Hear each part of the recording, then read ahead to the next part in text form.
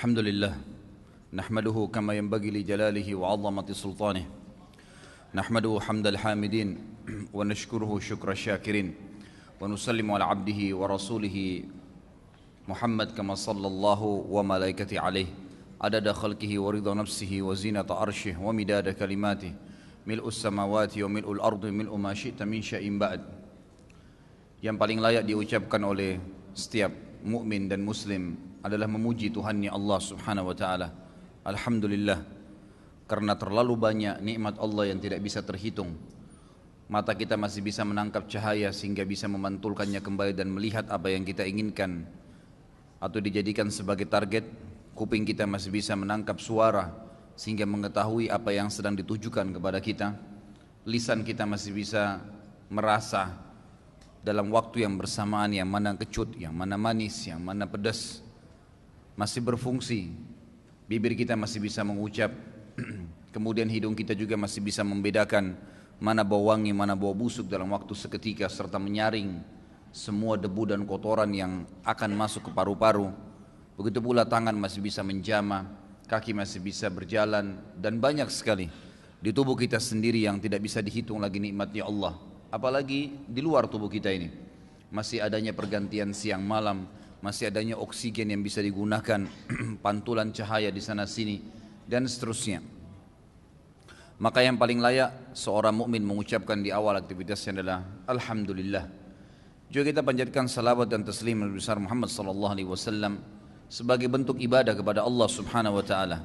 Karena Allah sendiri memberikan salam kepada nabinya Muhammad sallallahu alaihi wasallam. Juga sebagai bentuk terima kasih kita kepada beliau sallallahu alaihi wasallam karena jasanya yang luar biasa. 23 tahun dari umur beliau gunakan khusus untuk mengembangkan agama ini. 13 tahun di Mekah fase penuh dengan cobaan, siksaan dan gangguan serta cacian dan makian, serta 10 tahun masa perjuangan berjihad, mengekspansi Islam, menerapkan syariat-syariat Allah Subhanahu wa taala sampai beliau meninggal dalam kondisi telah menyampaikan semua amanah yang Allah bebalkan pada pundak beliau sallallahu alaihi wasallam. Melanjutkan tema dosa-dosa besar, dan malam ini kita masuk ke dosa besar ke-79. Masalah mentaati pemimpin. Di dalam Islam, pemimpin itu wajib ada, wajib dipatuhi, wajib dihormati. Dan Ali radhiyallahu anhu menjelaskan tentang statement ini dalam sebuah susunan kata yang indah yang beliau sempat ucapkan. Beliau mengatakan, la budda linnasi min amir.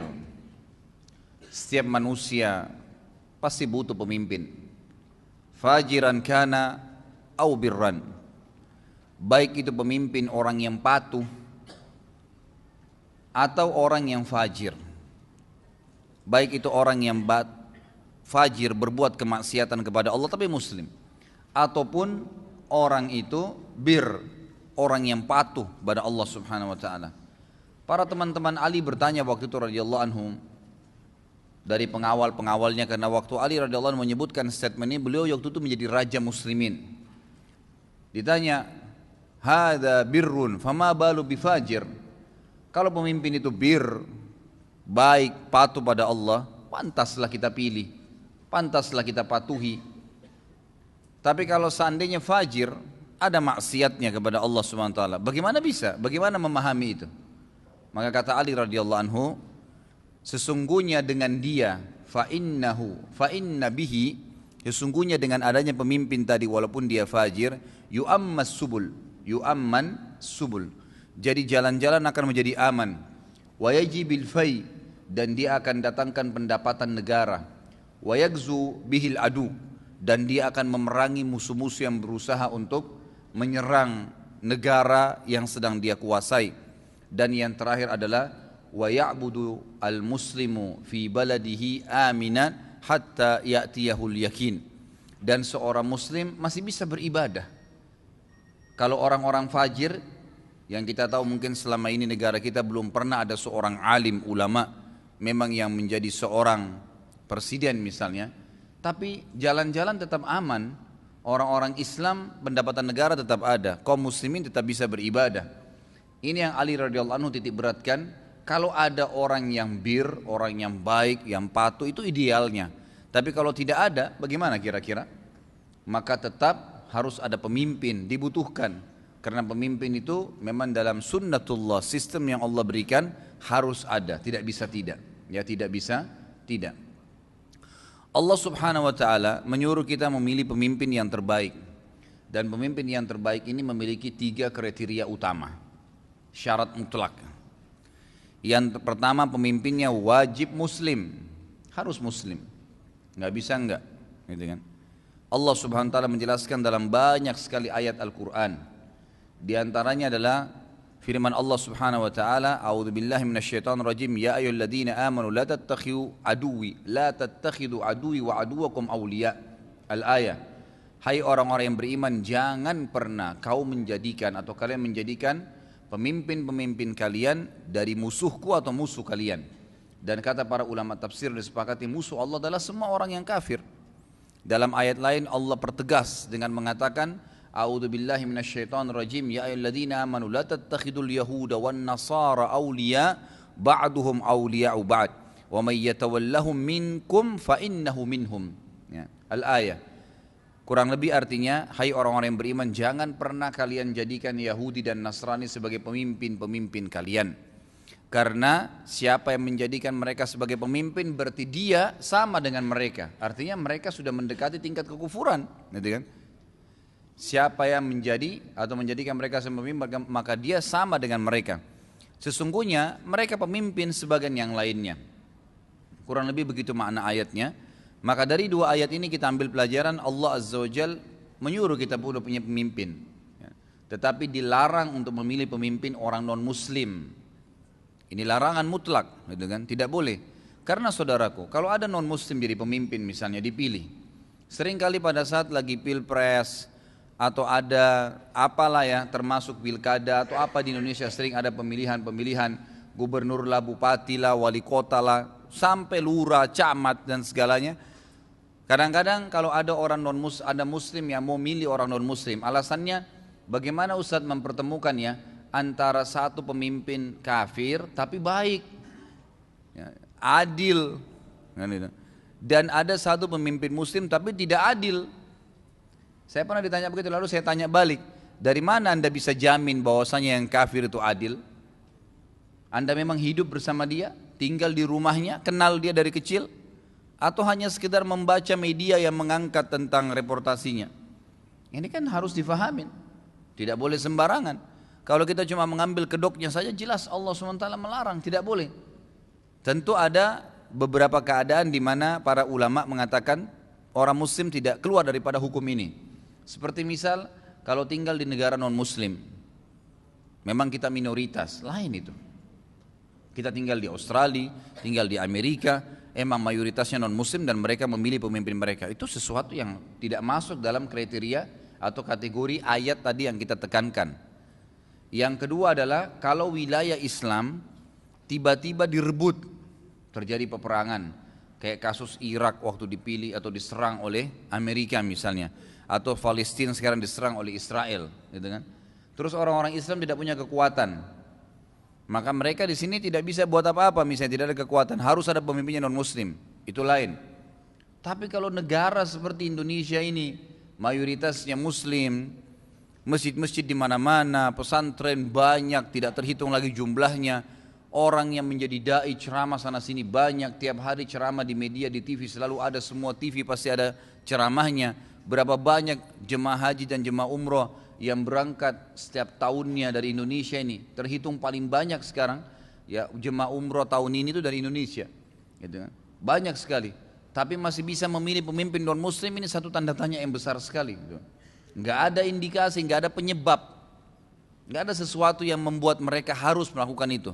Karena 2 alasan mutlak tadi, kita negara minoritas misalnya muslimnya, itu lain. Atau kita diserang tiba-tiba dan memang tidak ada kekuatan, maka terpaksa direbut negara kita, itu lain. Tapi kalau negara lagi aman, apa alasannya? Nggak ada alasan sama sekali. Maka harusnya kita memahami masalah ini. Nanti akan lebih jelas saya jelaskan sebentar ya. Akan banyak kita menyinggung atau memberikan penekanan-penekanan bagaimana kalau sudah terlanjur pemimpinnya non-muslim. Seperti kasus sekarang banyak orang tanya, Ustadz bagaimana dengan Ahok nih? Ribut terus dengan Ahok dan Ahok itu. Bagaimana dia?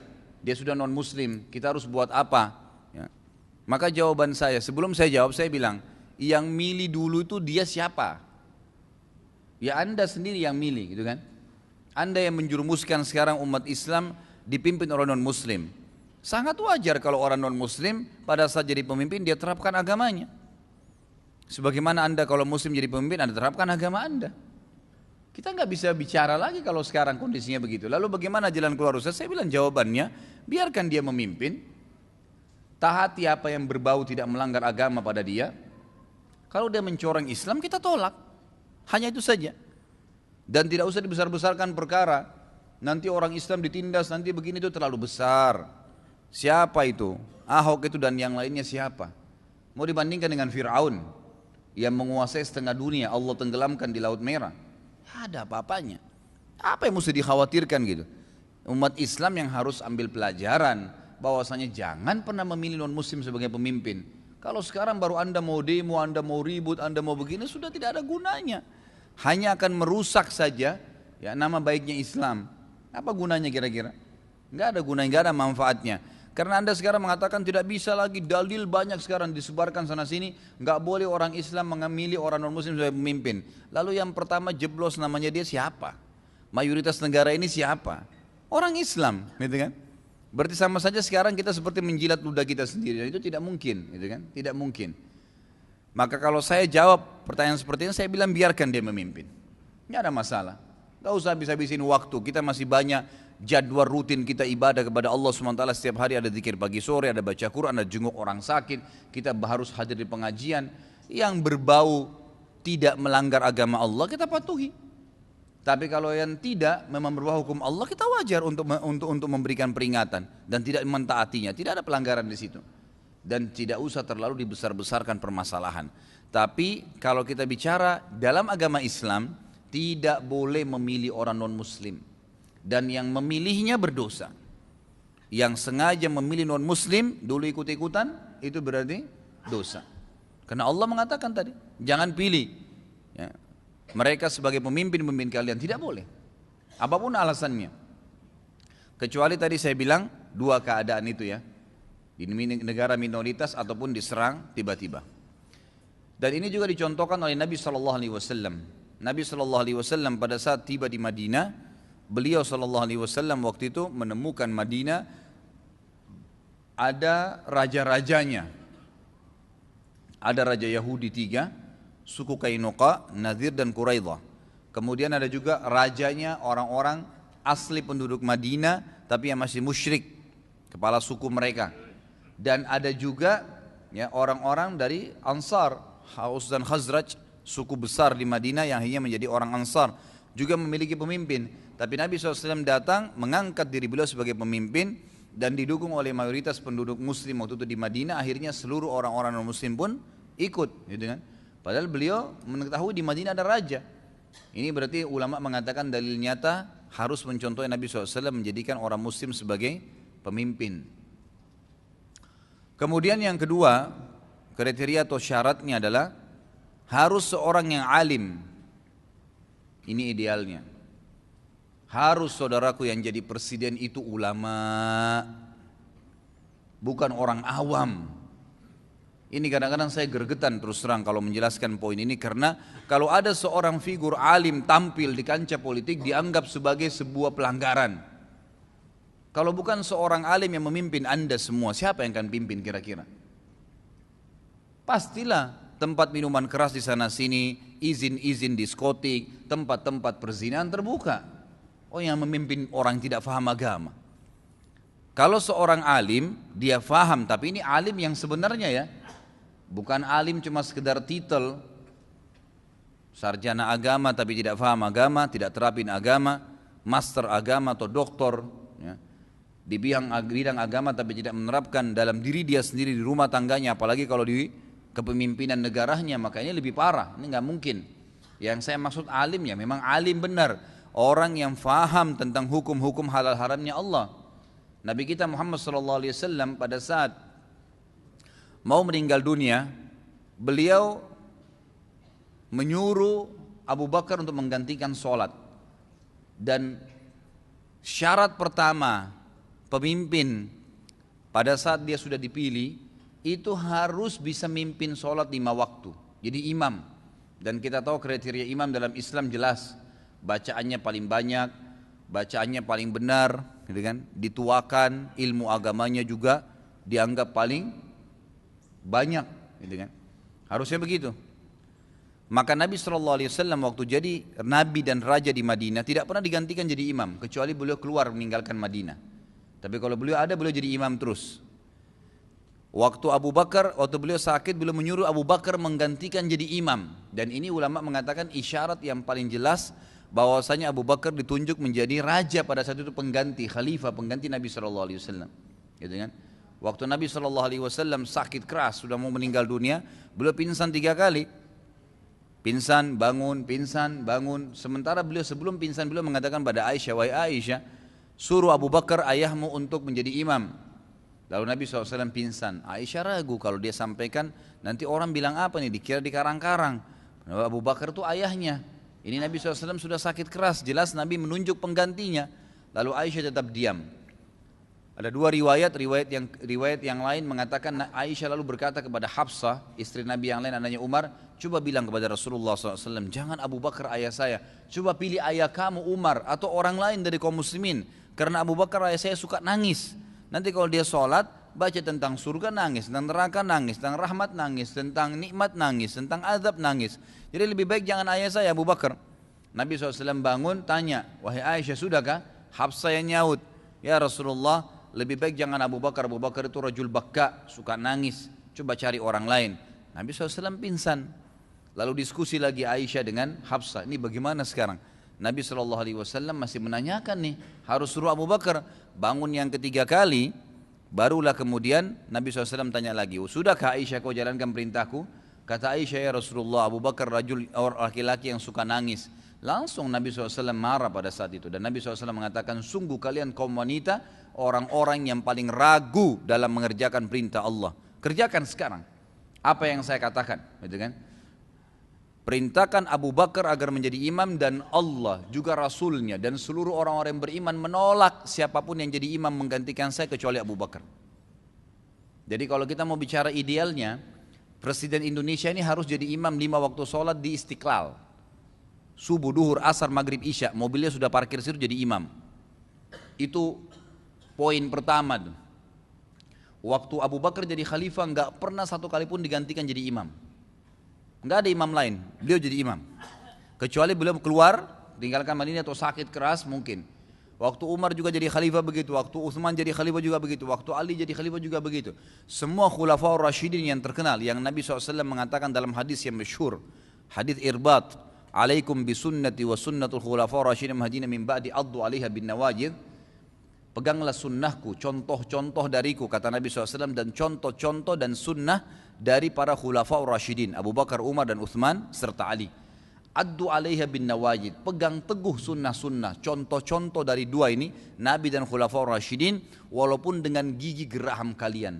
Wa iyyakum wa muhdatsatil umur, dan hati-hatilah kalian mengarang-arang, membuat-buat sesuatu yang baru dalam agama. Fa inna kulla muhdatsatin bid'ah, semua yang dikarang-karang dalam agama itu maka dianggap perbuatan baru dalam agama, terutama dalam masalah ibadah, dalam syariat Allah Subhanahu wa taala. Wa inna bid'atin dhalalah, dan perbuatan baru itu akan membawa pelakunya pada kesesatan dan kekeliruan, wa dalam final dan kedua akan membawa pelakunya ke dalam api neraka. Ini sabda Nabi SAW menjadi pesan. Jadi kita jadikan tolok ukur Nabi SAW dan khulafaur rasyidin. Juga kita tahu para nabi fungsinya apa kira-kira jemaah sekalian?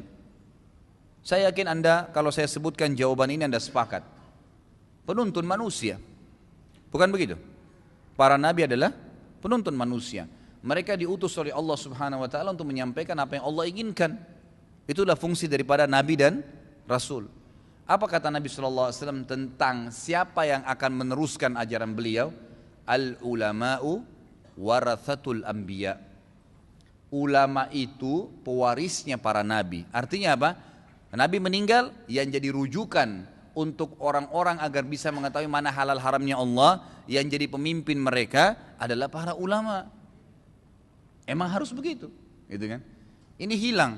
Kita lihat Abu Bakar ulamanya para sahabat. Dan waktu Abu Bakar radhiyallahu anhu mau meninggal dunia, Abu Bakar menulis surat, Utsman bin Affan radhiyallahu anhu waktu itu jadi sekretarisnya.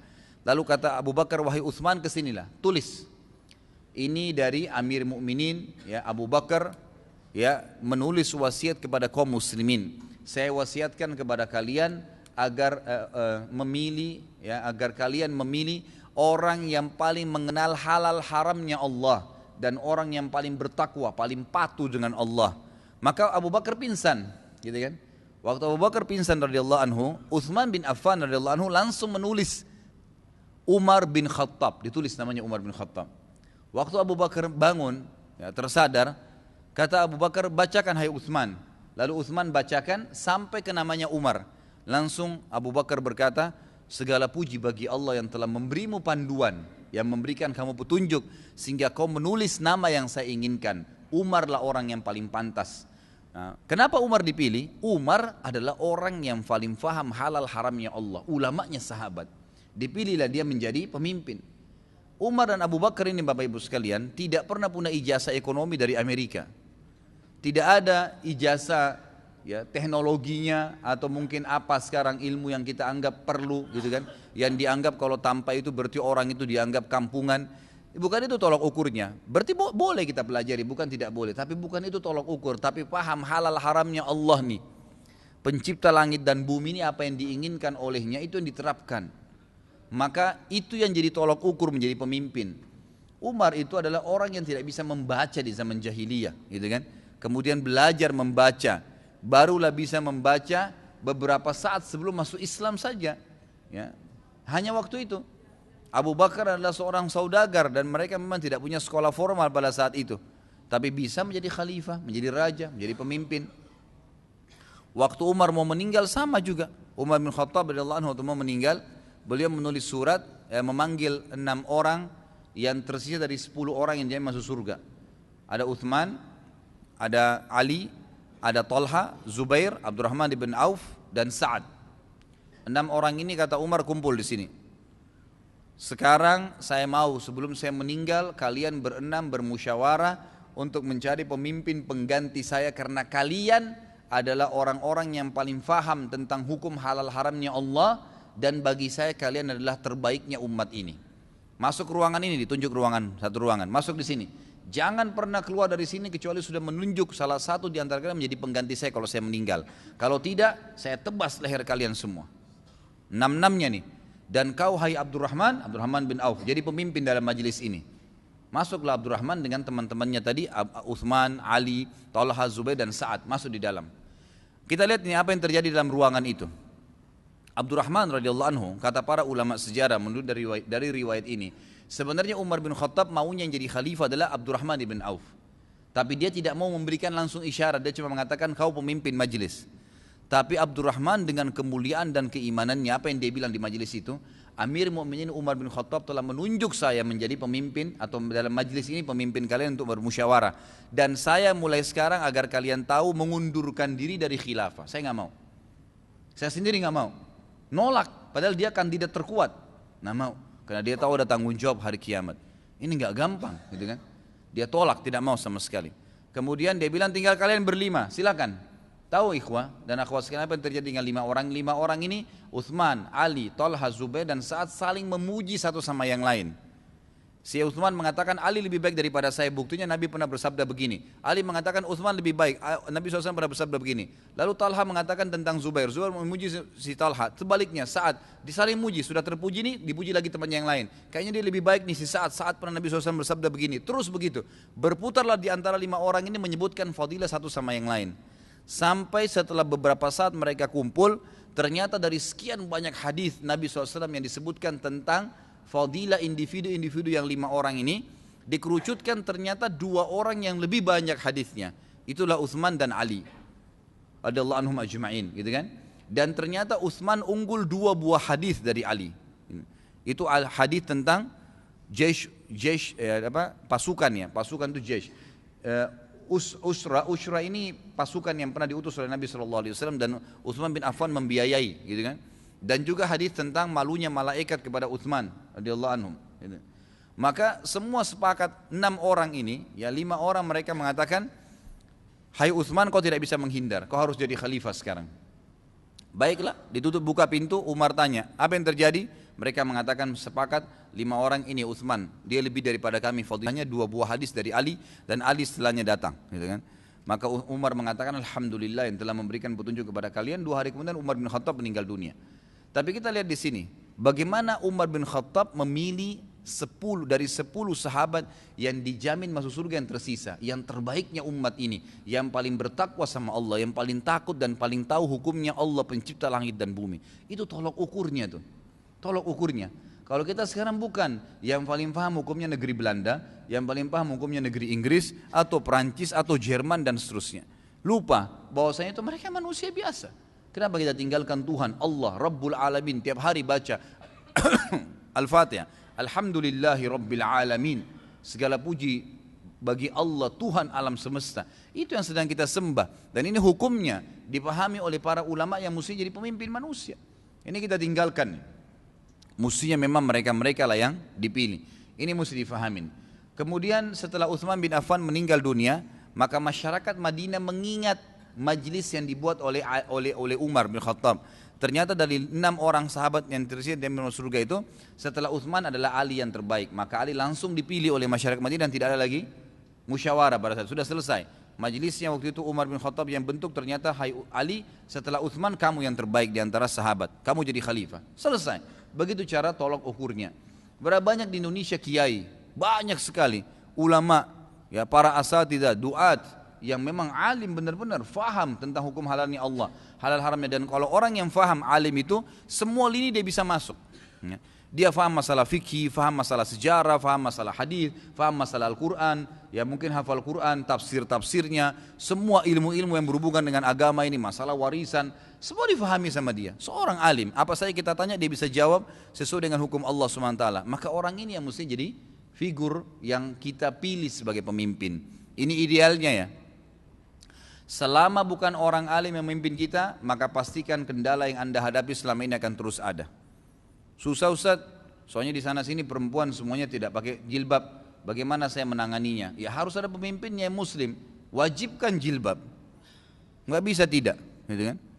Kita kalau masuk sekarang di Saudi, maka yang kita lihat di mall itu semua perempuan pakai abaya hitam, minimal wajahnya kelihatan, tapi mayoritas pakai cadar, gitu kan? Jadi semua perempuannya tertutup.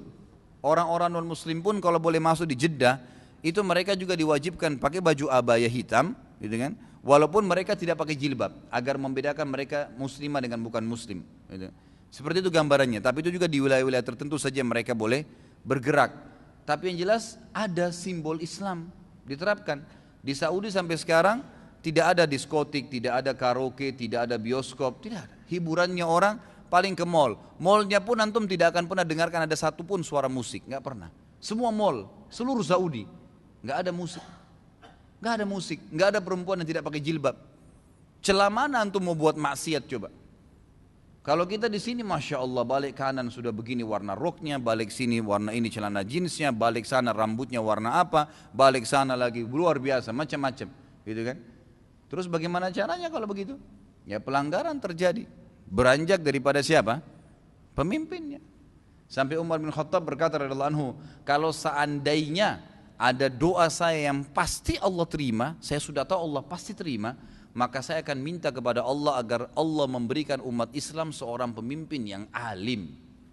Itu Umar bin Khattab angan-angannya, supaya Allah kasih pemimpin umat ini dipimpin oleh seorang yang alim, yang benar-benar memang sangat luar biasa faham hukum Allah dan menerapkan dalam kehidupannya. Ini calon pemimpin yang luar biasa, dan itu sederhana sebenarnya. Itu sebenarnya sederhana.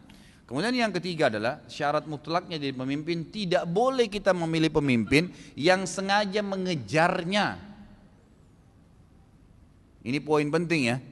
Apa kata Nabi SAW dalam hadis sahih riwayat Hakim, Inna wallahi la nuwallihal ala hadzal amr ahadan sa'alahu aw harasa alaih. Kami demi Allah tidak akan pernah menunjuk pemimpin yang sengaja mengejar ya kepemimpinan tersebut atau memintanya. Kalau ada yang sengaja mau ngorbit dirinya, itu nggak dipilih. Coba kita pertemukan dengan negara kita ini. Malah sistem yang ada sekarang ini, yang kita anggap sistem yang sangat luar biasa, demokrasi dari non-muslim, yang kita nukil, ya, ujung-ujungnya adalah yang paling banyak suaranya dia yang menang. Mau bagaimanapun keadaannya terserah. Kan itu. Sampai kadang-kadang aneh-aneh tanggapannya, kalau sudah pemimpinnya ngawur yang datang, maka seluruh dunia menanggapi yang aneh-aneh gitu. Berapa kali Indonesia disorotin, saya nggak usah sebutin, mungkin Anda tahu gitu kan. Jadi pemimpin tiba-tiba naik, orang tiba-tiba sorotin. Kenapa? Sudah habis di Indonesia pemimpin sampai harus pilih yang seperti ini. Sampai kadang-kadang saya dengar sendiri dengan kuping saya ngomong begitu. Karena sudah kehabisan manusia apa di Indonesia. Ya, sekian banyak orang tidak ada pemimpin kecuali orang ini yang bikin kekacauan misalnya. Atau bikin begini atau bikin begitu atau membenci Islam. Kenapa harus begitu? Gitu kan. Jadi ini terjadi karena memang sistem yang kita gunakan, ikhwas sekalian. Dalam Islam, orang yang terbaik menunjuk orang yang terbaik, bukan warisannya, bukan. Tadi kasus Abu Bakar menunjuk orang yang paling alim di umat ini menurut dia. Dia sudah jadi, dia tinggal tunjuk siapa saja, ya kan gitu. Kemudian juga begitu, Umar bin Khattab juga perlu Anda tahu ya. Pada saat beliau menunjuk 6 orang sahabat yang dijamin surga itu untuk masuk dalam kamar, beliau sempat melibatkan anaknya, Abdullah bin Umar. Beliau mengatakan Abdullah boleh ikut dengan kalian untuk musyawarah, tapi jangan tunjuk dia. Umar bin Khattab sudah diberikan, tidak ada warisan, nggak ada diwariskan nih, ya, kecuali memang dia orang yang layak maka dipilih, bukan karena dia anaknya si raja tadi, gitu kan? Sebenarnya Islam dikasih kesempatan kepada siapa orang yang terbaik dari umat ini memimpin. Mau dia dari suku mana, mau dia dari keadaan bagaimana, ya, keadaan ekonominya, yang penting memang dia orang yang paling alim, paling bertakwa sama Allah, maka itu yang dipilih yang menjadi pemimpin. Jadi ini perlu difahamin, tidak boleh kita sembarangan. Nah, hukum kalau pemimpin itu sudah memenuhi kriteria tadi, wajib dipatuhi, wajib dihormatin, kan? Karena orang-orang yang sudah faham tentang hukum Allah, dia akan terapkan apa yang Allah terapkan. Tidak boleh sama sekali kita keluar dari kepemimpinannya. Allah SWT berfirman, A'udzubillahi minasyaitonirrajim, ya ayyuhalladzina amanu atiullaha wa atiur rasula wa ulul amri minkum. Dihubungkan dengan beriman pada Allah dan Rasulnya. Kata Allah SWT, hai orang-orang yang beriman, taatilah Allah, taatilah Rasulnya Muhammad SAW, dan taatilah pemimpin kalian.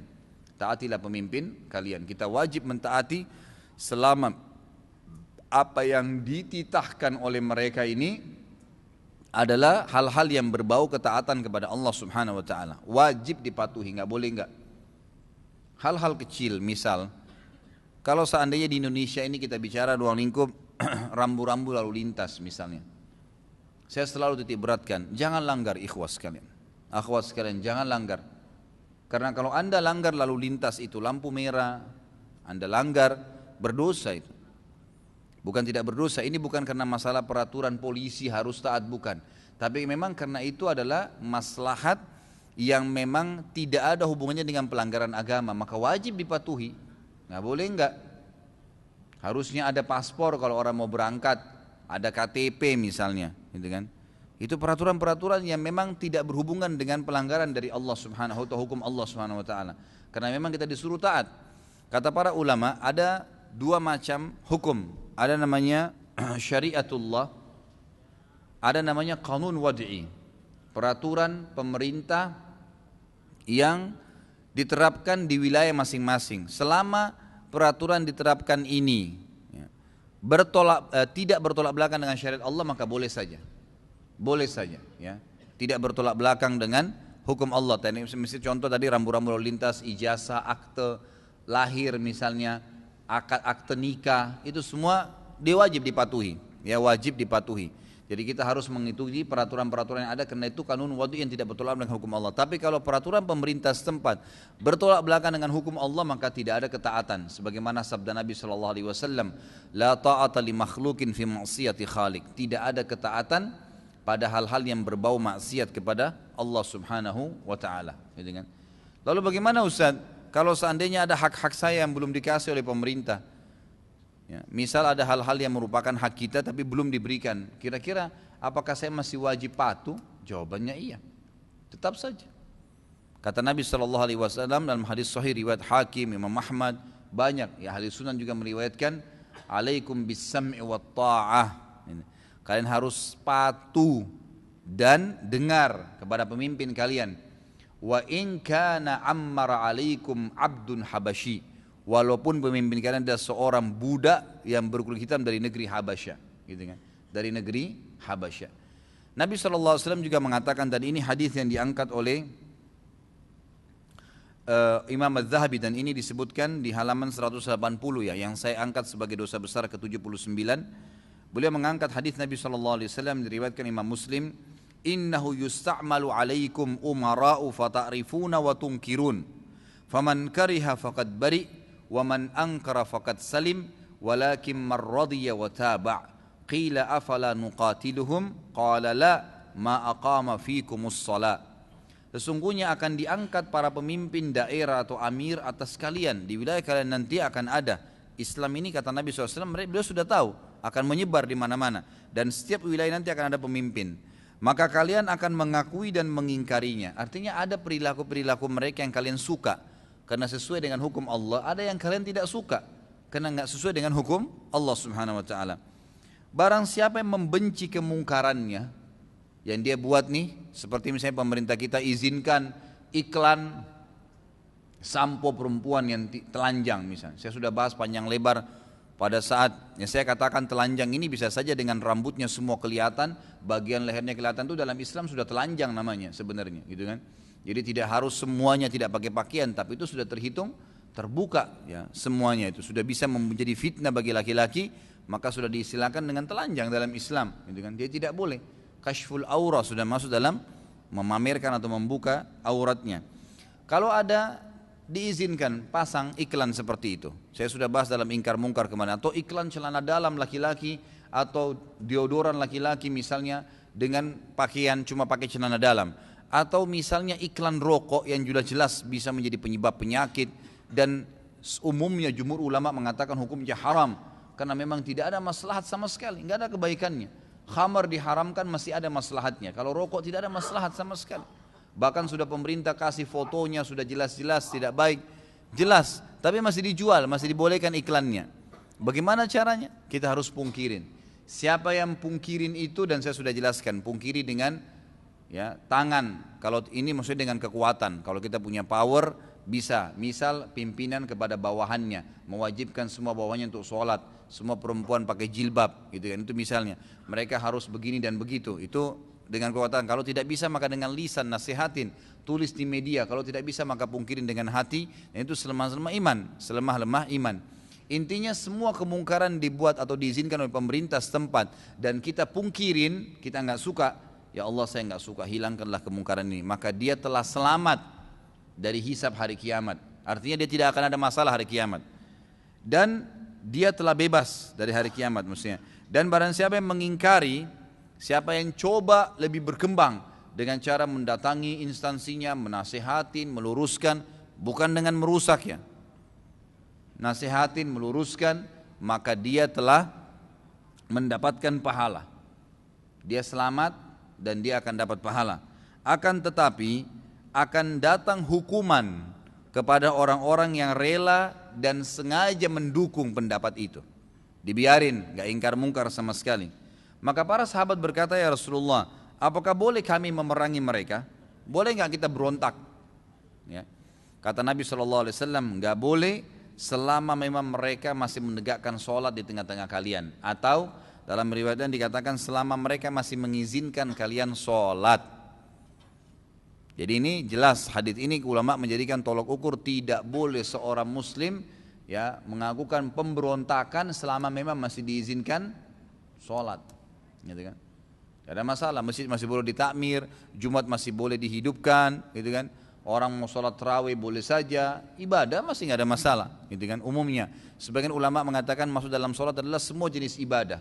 Alhamdulillah negara kita boleh haji, puasa Ramadan diiklankan, kita masih boleh takmirkan masjid, pengajian masih hidup di mana-mana, maka tidak ada alasan untuk melakukan pemberontakan. Dan kadang-kadang subhanallah banyak umat Islam ini masih menganggap remeh masalah doa ya, seakan-akan doa itu hanya dalam keadaan darurat atau misalnya alternatif terakhir, bukan dari awal dia berdoa. Kalau dia sudah ikhtiar ke dokter, sudah minum, sudah segala obat dokter, kemudian tidak sembuh-sembuh, baru ya Allah sembuhin saya. Salah ini. Dari awal sebelum ke dokter, ya Allah engkau cobain aku penyakit, sembuhin ya Allah. Pada saat ke dokter, Allah jadikan tuh dokternya cocok untuk dia, resepnya juga bisa nyembuhin. Karena diawali dengan doa. Mau mulai usaha, berdoa dulu. Ya Allah, saya mau ketemu dengan partner bisnis saya si fulan. Kalau memang baik, mudahin ya Allah. Allah akan buka hatinya dia untuk investasi dengan Anda. Emang begitu. Mulai dengan doa ini enggak, ketemu dulu. Nanti kalau misalnya sudah bubar, ini jadi enggak ya? Baru ya Allah, gitu kan? Atau pas orang sudah enggak mau, ya Allah bukain hatinya, gitu kan? Terakhir. Jadi seakan-akan Allah itu alternatif terakhir. Ini salah ini, gitu kan? Begitu pula dengan doa, maunya yang besar, yang sama Allah itu yang kecil-kecil aja. Kalau yang besar itu enggak minta sama Allah. Enggak pernah saya dengar itu ada orang bilang, Ustadz saya baru minta sama Allah supaya dikasih rumah mewah di Menteng. Pernah enggak? Karena dianggap kayak nggak mungkin Allah kasih. Loh kok bisa? Allah pemilik langit dan bumi kemudian tidak bisa memberikan rumah di Menteng? Wallahi bisa, gitu kan? Tapi kita kadang-kadang tidak menyampaikan hati kita ke situ. Seakan-akan kayak nggak mungkin gitu. Bagaimana bisa kita lebih yakin dengan ahli waris atau orang tua kita yang punya warisan nanti akan memberikan kepada kita, atau kita lebih yakin kepada ya uang yang akan kita tabung atau kita akan cicil dengan cara riba di bank, lebih diyakini daripada Allah pencipta langit dan bumi? Ya mungkin. Dinukir kepada kita statement para ulama salaf. Mereka mengatakan, wahai saudaraku, perbanyaklah istighfar dan doa, karena keduanya adalah penyebab keluarnya kamu dari masalah yang sedang kamu hadapi. Daripada kamu menyibukkan diri dengan terus mencari jalan keluar tanpa diikuti dengan istighfar dan taubat serta meminta kepada Allah, maka pastikan hasilmu atau upayamu akan sia-sia. Bertahun-tahun pun tidak akan ada hasilnya. Ya, jadi kita harus larinya kepada agama Allah Subhanahu wa taala. Tentu ini poin-poin yang berhubungan dengan masalah ya, pemimpin dalam Islam yang harus dipatuhi. Dan saya sudah berikan penjelasan tadi, kalau seandainya ada pemimpin yang non muslim, kayak kasus sekarang di Jakarta sudah terjadi atau ini, maka kita taati selama memang itu tidak melanggar hukum Allah Subhanahu wa taala. Kalau melanggar hukum Allah, maka tidak ada ketaatan pada mereka sebagaimana sabda Nabi sallallahu alaihi wasallam tadi. Waktunya masih ada? 7 menit lagi.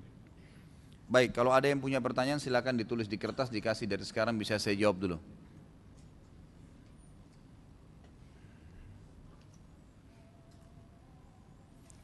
Kenapa yang disebut dengan khulafa Rashidin hanya 4 sahabat? Apa setelah Ali meninggal sudah tidak ada lagi dari kalangan sahabat yang masih hidup?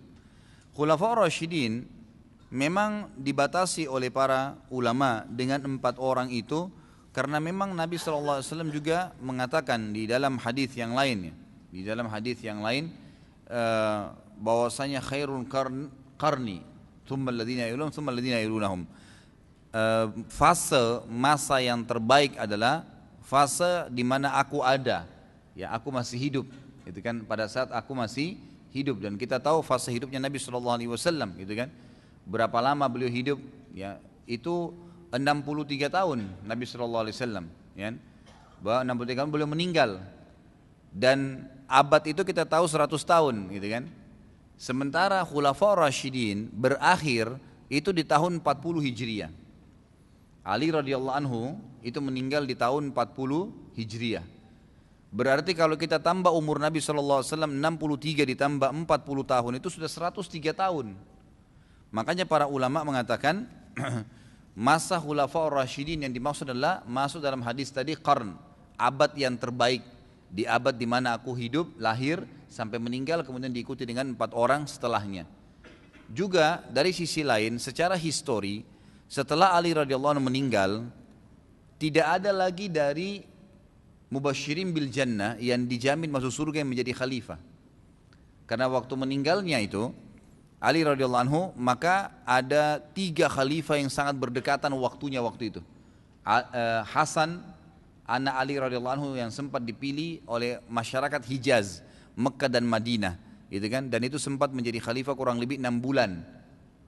Kemudian datanglah Muawiyah dari negeri Syam, yang akhirnya Hasan radhiyallahu anhu bertanazul, arti tanazul ini memberikan ya khilafah kepada Muawiyah. Kemudian Muawiyah menjadi khalifah, ini terjadi. Kemudian setelah khalifah Muawiyah meninggal, Muawiyah adalah sahabat tapi bukan seorang yang dijamin masuk surga, gitu kan, karena di kalangan sahabat itu yang dianggap ulamanya adalah yang dapat jaminan surga dari Nabi SAW. Ditunjuk, dan itu cuma 10 orang kan, di antara sahabat yang memang ditunjuk oleh Nabi SAW. Artinya langsung ditunjuk ya, kamu terus gitu ya. Maka di sini dikatakan Muawiyah bukan termasuk 10 orang itu. Setelah Muawiyah meninggal, datang Abdullah bin Zubair, sempat menjadi khalifah beberapa waktu di Mekah, ya, dan sempat bersaing dengan anaknya Muawiyah, Yazid, dan terjadi tentu pertikaian yang cukup panjang. Kisah itu ada sejarah sendiri.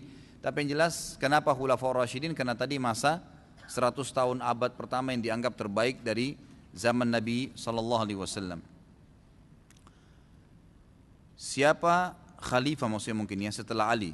Ya tadi sudah saya jelaskan ya, kisahnya sempat Hasan, kemudian 6 bulan datang Muawiyah ya, yang diberikan langsung khilafah ya, pada saat itu. Kemudian Muawiyah sempat memimpin beberapa tahun, kemudian setelahnya baru datang Abdullah bin Zubair ya, sahabat Nabi radhiyallahu anhuma di Mekah. Itu kalau tidak salah berjalan khilafahnya 2 tahun bersamaan dengan khilafah Yazid yang ada di negeri Syam. Jadi waktu itu ada 2 khilafah. Sampai Abdullah bin Zubair terbunuh, barulah kaum muslimin bersatu lagi di bawah naungan Yazid ibn Muawiyah. Dalam negara kita ini jika tidak mengorbitkan diri tidak akan bisa terpilih. Lalu bagaimana cara agar ulama dapat terpilih? Ya memang masyarakat yang milih, masyarakat yang mengorbit mereka, gitu kan. Jadi maksudnya di sini bukan dia yang bilang pilih saya, gitu kan. Kalau seorang alim, kalau kita lihat sejarahnya Abu Bakar, Umar, Utsman, Ali, kapan kira-kira mereka menyampaikan visi misinya? Kalau ada yang tahu buku sejarah nih, semua itu menyampaikan visi misinya setelah dipilih. Setelah dipilih, Abu Bakar itu mulai ceramah sampaikan visi misinya jadi pemimpin setelah dipilih jadi khalifah. Dianggap dia terbaik, baru dia mengatakan naik di atas mimbar, baru dia ceramah, gitu kan? Baru dia sampaikan saya telah dipilih oleh kalian, padahal sebenarnya saya bukan orang terbaik di antara kalian.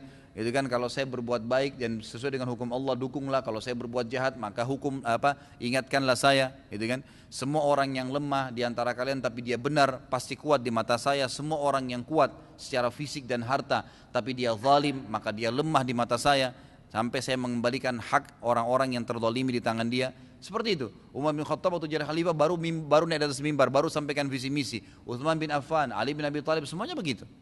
Kalau kita enggak, visi misinya banyak dari depan. Ya waktu jadi pemimpin 5 tahun, Allahu a'lam dijalankan atau tidak. Jalanan tetap macet, sana sini tetap kemiskinan, Allahu a'lam ini kemana. Tanggung jawabnya hari kiamat besar. Ya.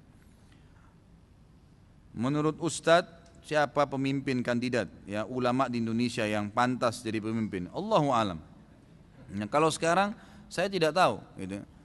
Belum punya gambaran ya. Tapi kalau sudah ada kesadaran dari kaum muslimin di Indonesia tentang poin tadi yang saya sampaikan, kemudian disodorkanlah nanti oleh para masyarakat nih, orang alim ini, oh si fulan, nanti kan kita punya gambaran dan tentu akan ada pengetesan, ya kan gitu. Nanti akan ada pengetesan, nanti akan dilihat kira-kira mereka lolos nggak, gitu kan. Bukan cuma sekedar alim, ya, karena ini di Indonesia ini luar biasa nih, gelar ustaz sama kiai ini murah, kan. Kalau bapaknya sama kakeknya kiai, kiai juga anaknya walaupun dia bodoh, gitu kan.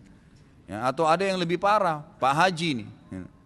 Pergi ke Saudi, pulang haji, tiba-tiba sudah jadi orang alim. Nah ini parah sekali nih. Tidak pernah faham halal haramnya Allah. Baik, kita lanjutin insyaAllah setelah sholat ba'diyah isya seperti biasa. Subhanakallahumma bihamdika asyhadu an la ilaha illa anta astaghfiruka wa atubu ilaik. Assalamualaikum warahmatullahi wabarakatuh. Assalamualaikum warahmatullahi wabarakatuh.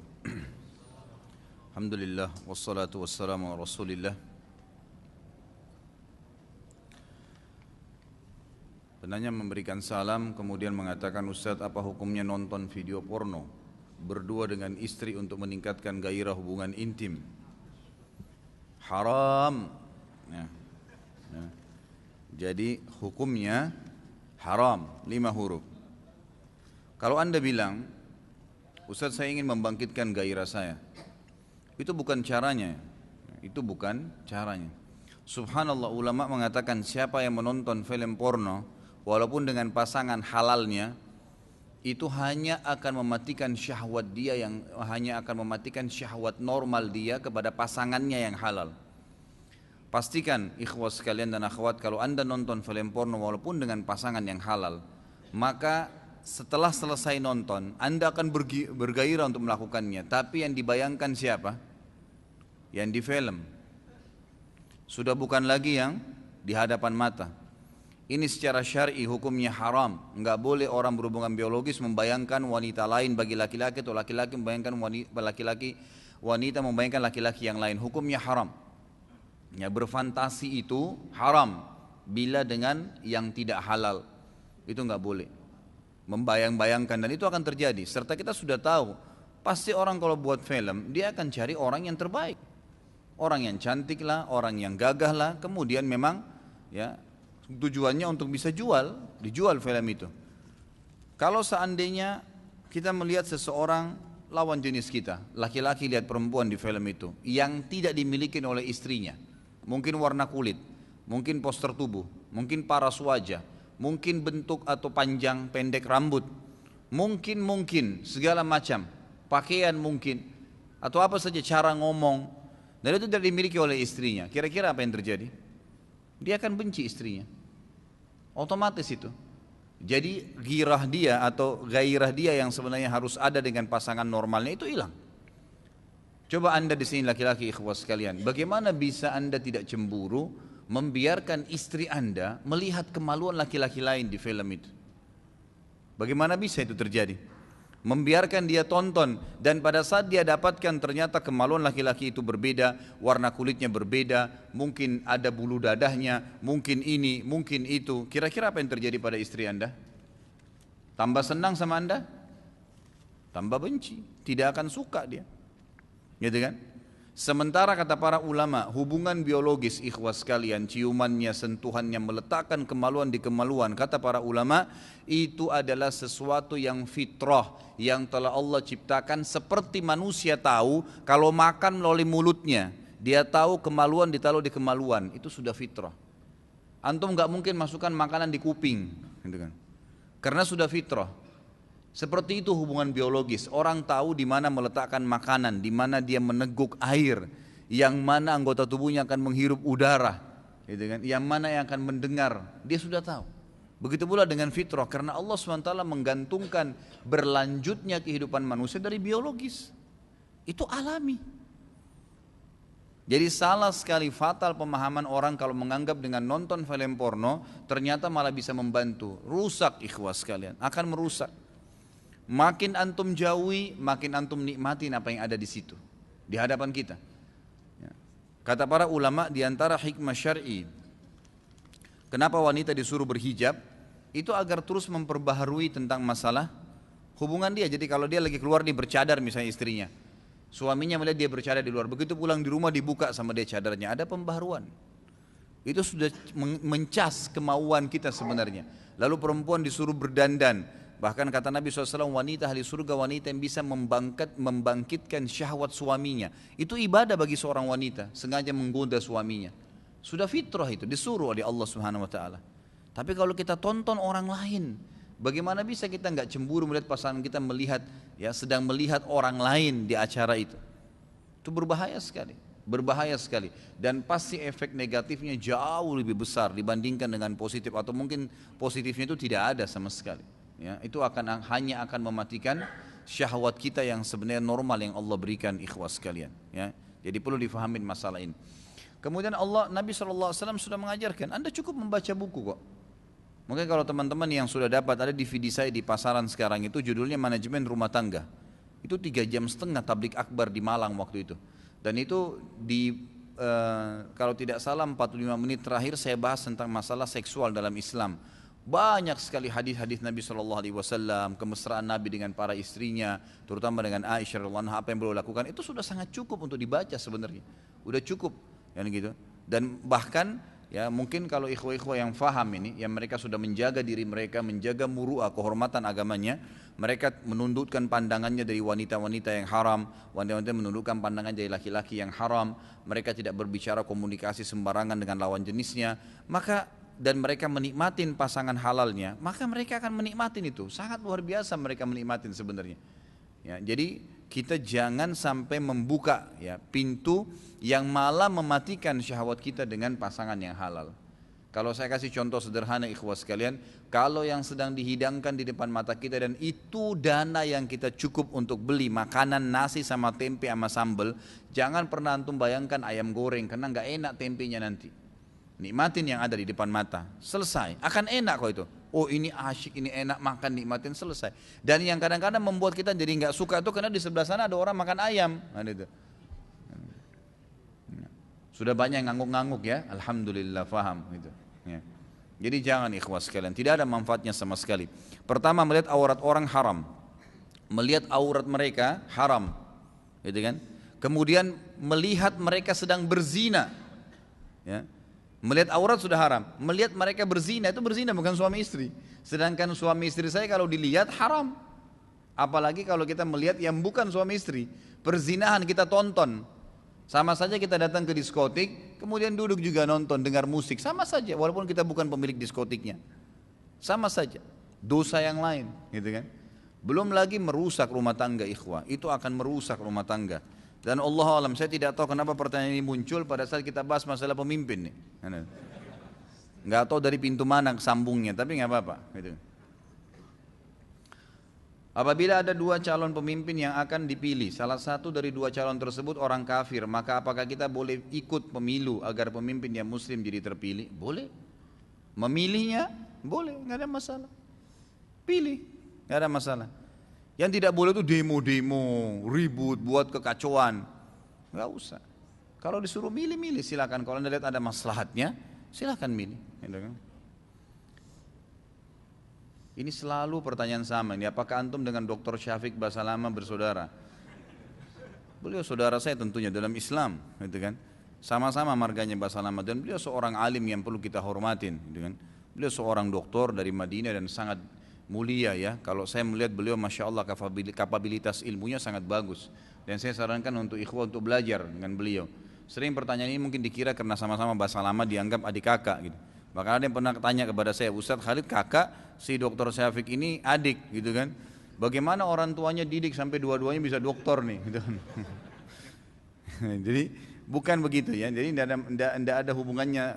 Saya sampai sekarang saya pernah komunikasi dengan beliau di telepon, saya tanya dan beliau sendiri juga belum tahu karena beliau lahirnya di Jawa Tengah, saya lahirnya di Makassar gitu kan. Ya. Sama saja kalau ada orang yang dari suku apa Bugis misalnya, sama-sama belum tentu ya satu keluarga gitu. Ya Allah alam, tapi yang jelas kembali kepada Adam dan Hawa satu gitu. Bagaimana dengan penetapan pajak oleh pemerintah? Apakah wajib ditaati? Wajib ditaati. Pak taati saja, nggak ada masalah. Karena itu berbentuk sedekah untuk pemerintah dari seseorang individu di antara kita. Jadi kalau kita misalnya mau rela bersedekah dengan individu, ya misalnya ada orang fakir miskin lewat kita sedekah, niatnya mendapatkan pahala sama pajak yang kita berikan itu sedekah sebenarnya. Karena pemerintah itu kan akan dibayar gajinya, staf-staf, dipakai untuk perkembangan negara berputarnya lah. Ya sama saja Anda membiayai negara Anda sendiri. Kenapa harus tidak bayar gitu kan? Sedekah itu tidak akan mengurangi harta seorang muslim. Jangan dianggap sebagai sebuah beban walaupun sebenarnya hukum Islam ya, kalau yang benar itu tidak ada pajak, nggak ada pajak memang ya. Tapi pemerintah di sini kan punya maslahat melihat, mungkin dengan itu negara bisa berputar rodanya, gitu ya. Tidak ada pendapatan misalnya, begitu lain. Apalagi memang ada satu poin masalah pendapatan ghanimah, harta rampasan perang itu sudah tidak ada di negara-negara Islam sekarang, karena mereka tidak kumandangkan jihad, gitu kan. Zaman dulu itu termasuk sumber income terbesar bagi pemerintahan Islam itu adanya jihad, adanya jihad. Maka itu tidak ada sekarang, maka sumber pendapatan cuma didapatkan dari hasil perputaran perekonomian saja, murni itu, gitu kan. Jadi itu wajar-wajar saja terjadi dan dalam Islam sebenarnya ada pemberian justru pendapatan negara dianjurkan diberikan kepada para masyarakat yang dikenal dengan ataya, ya, dikenal dengan ataya dalam Islam. Jadi per individu, per kepala muslim itu di wilayah Islam wajib mendapatkan bagian dari pendapatan negara setelah dikeluarkan kebutuhan dasar negara. Dan itu berlaku di zaman khilafah Islam sampai Utsmaniyah terakhir kemarin itu masih berlaku, ya masih berjalan. Cuma sekarang karena sudah tidak ada wilayah menerapkan hukum Islam 100%, maka tidak ada namanya ataya. Kalau yang saya tahu sekarang di kerajaan Saudi juga itu ada ya, masih ada kalau tidak salah itu. Jadi ada orang-orang masyarakat asli Saudi pun yang di sana sudah warga negara atau memang dasarnya orang asli negara sana, itu mereka dapat. Jadi saya tahu walaupun dia tidak tidak ada ijazah formal dari universitas mereka atau dari sekolah-sekolah, itu mereka tetap ditanggung oleh pemerintah, diberikan tiap tahun ada anggaran sendiri. Bagaimana hukumnya bekerja di bank-bank konvensional yang non syariah? Ana pernah dengar dari seorang ikhwah yang merupakan atasan ana bahwa bekerja di bank-bank konvensional itu diperbolehkan karena kita hanya sebagai pekerja saja dan upah dan gaji yang kita terima halal karena murni dari hasil kerja keringat sendiri. Sedangkan yang menjalankan sistemnya adalah perusahaan. Ini atasan Anda ini cuma mau menghalalkan saja nih. Dari mana pintu dari mana Anda mengatakan kerja di bank ribawi itu halal? Sama saja kalau kita kerja di sebuah diskotik, saya nggak kerja, saya nggak minum khamr, saya nggak kumpul dengan lawan jenis, tapi saya kerja di situ, hasil keringat saya, halal saja, nggak bisa, akhi, nggak bisa. MUI sudah keluarkan fatwa, seluruh ulama dunia mengeluarkan fatwa, bukan dari saya, riba hukumnya haram dan bekerja di instansi itu juga haram. Bagaimana Ustaz, saya tidak punya tempat kerjaan lain? Anda kurang yakin kalau Allah memberikan rezeki. Kenapa harus berpatokan seakan-akan saya cuma bisa hidup dari orang ini, dari atasan ini? Tidak bisa, saudaraku. Coba belajar kalau memang mau mencari pendapatan halal ya. Ini bukan masalah langsung saklek mengatakan itu tidak boleh, berarti nanti saya mulai besok sudah harus keluar. Loh, memang hukum agamanya begitu. Kalau seandainya saya nggak jawab begini, Anda mau saya jawab apa? Oh boleh, kerja aja. Oh saya nggak mau. Tanggung jawab hari kiamat, gitu kan? Akhirnya Anda bekerja, Anda dapat pendapatan, saya akan tanggung jawab hari kiamat depan Allah SWT. Itu berat, nggak mungkin. Haram. Bukankah sabda Nabi SAW, 1 dirham riba, 1 dirham riba, dalam hadis yang dihasankan oleh para ulama hadis, 1 dirham riba lebih berat ya daripada 36 kali berzina. 1 dirham, berbahaya sekali. Riba dalam hadis ini dikatakan 73 tingkatan, yang paling rendahnya seperti seseorang memzinai ibunya sendiri. Bagaimana bisa seseorang membuka pintu itu? Dan subhanallah, siapa yang membuka pintu riba, hidupnya akan kacau, susah, gitu kan? Tidak akan berkembang-kembang, ya, terus saja begitu, dan permasalahannya akan terus dari utang ke utang, terlilit terus permasalahannya. Bahkan tidak banyak, mayoritas mereka meninggal dunia dalam kondisi berutang. Kenapa tidak buka pintu yang Allah halalkan? Allah kan membalas riba dengan transaksi jual beli kan? Wa ahallallahu al-bai'a wa harramar riba. Allah bilang, Allah menghalalkan transaksi jual beli dan Allah mengharamkan riba. Artinya transaksilah, berdaganglah, gitu kan? Buka pintu perdagangan sendiri. Enggak ada yang atur waktu Anda, tidak terikat dengan pendapatan haram. Karena masalahnya yang ditanya kalau pendapatan haram, ikhwah, maka kita makan haram, anak-anak kita makan haram, istri kita makan haram, yang kita pakai semuanya haram. Sabda Nabi SAW, seseorang yang bajunya berantakan, tidak punya alas kaki, rambutnya kotor, penuh dengan debu, miskin sekali, mengatakan, ya Allah berikan saya, ya Allah ampuni saya. Bagaimana Allah bisa berikan sementara makanan, minuman, pakaiannya haram? Nggak boleh. Ya, ikhwah sekalian ya, ini adalah tanggung jawab hari kiamat. Jadi jangan main-main dengan masalah seperti ini. Allah SWT memberikan rezeki Anda dari Anda masih janin di rahim ibu Anda, sampai Anda anak, sampai Anda mulai kuliah, sampai Anda sekarang sudah jadi sarjana. Kemudian setelah itu Anda baru bekerja 2 tahun, 3 tahun di sebuah perbankan konvensional yang ribawi. Lalu Anda mengatakan saya tidak tahu mau makan apa sekarang kalau saya keluar. Terus mana yang 20 tahun yang lalu Anda makan? Ya, kenapa kok Anda tidak pernah bertanya seperti itu sebelumnya? Sekarang 2-3 tahun ini baru ketakutan. Salah sekali. Apa sabda Nabi SAW? Kalau seseorang itu lari dari rezekinya sebagaimana dia lari dari kematian, maka rezekinya itu akan mengejar dia seperti kematian mengejarnya. Dalam hadisnya dikatakan tidak ada seorang jiwa pun, tidak ada sosok seseorang yang berjiwa, bernyawa, manusia atau jin, yang akan meninggal dunia kecuali sudah istaufa rizku, dikasih semua rezekinya yang telah Allah janjikan, gitu kan? Semua sudah ada tercatat. Kenapa harus khawatir gitu? Gak usah khawatir. Ibnu Qayyim rahimahullah, sering saya ulangi statement ini, berkata, saya selalu senang dan tenang melalui kehidupan dunia ini karena 2 hal. Yang pertama, karena Tuhanku Allah telah menentukan ajalku, tidak akan bertambah sehari, tidak akan kurang sehari, dan sudah menentukan rezekiku, maka tidak akan pernah diambil oleh orang lain. Selesai. Tenang aja, orang mukmin tenang hidupnya, gitu kan? Kita pasti akan dapatkan semua apa yang Allah SWT janjikan.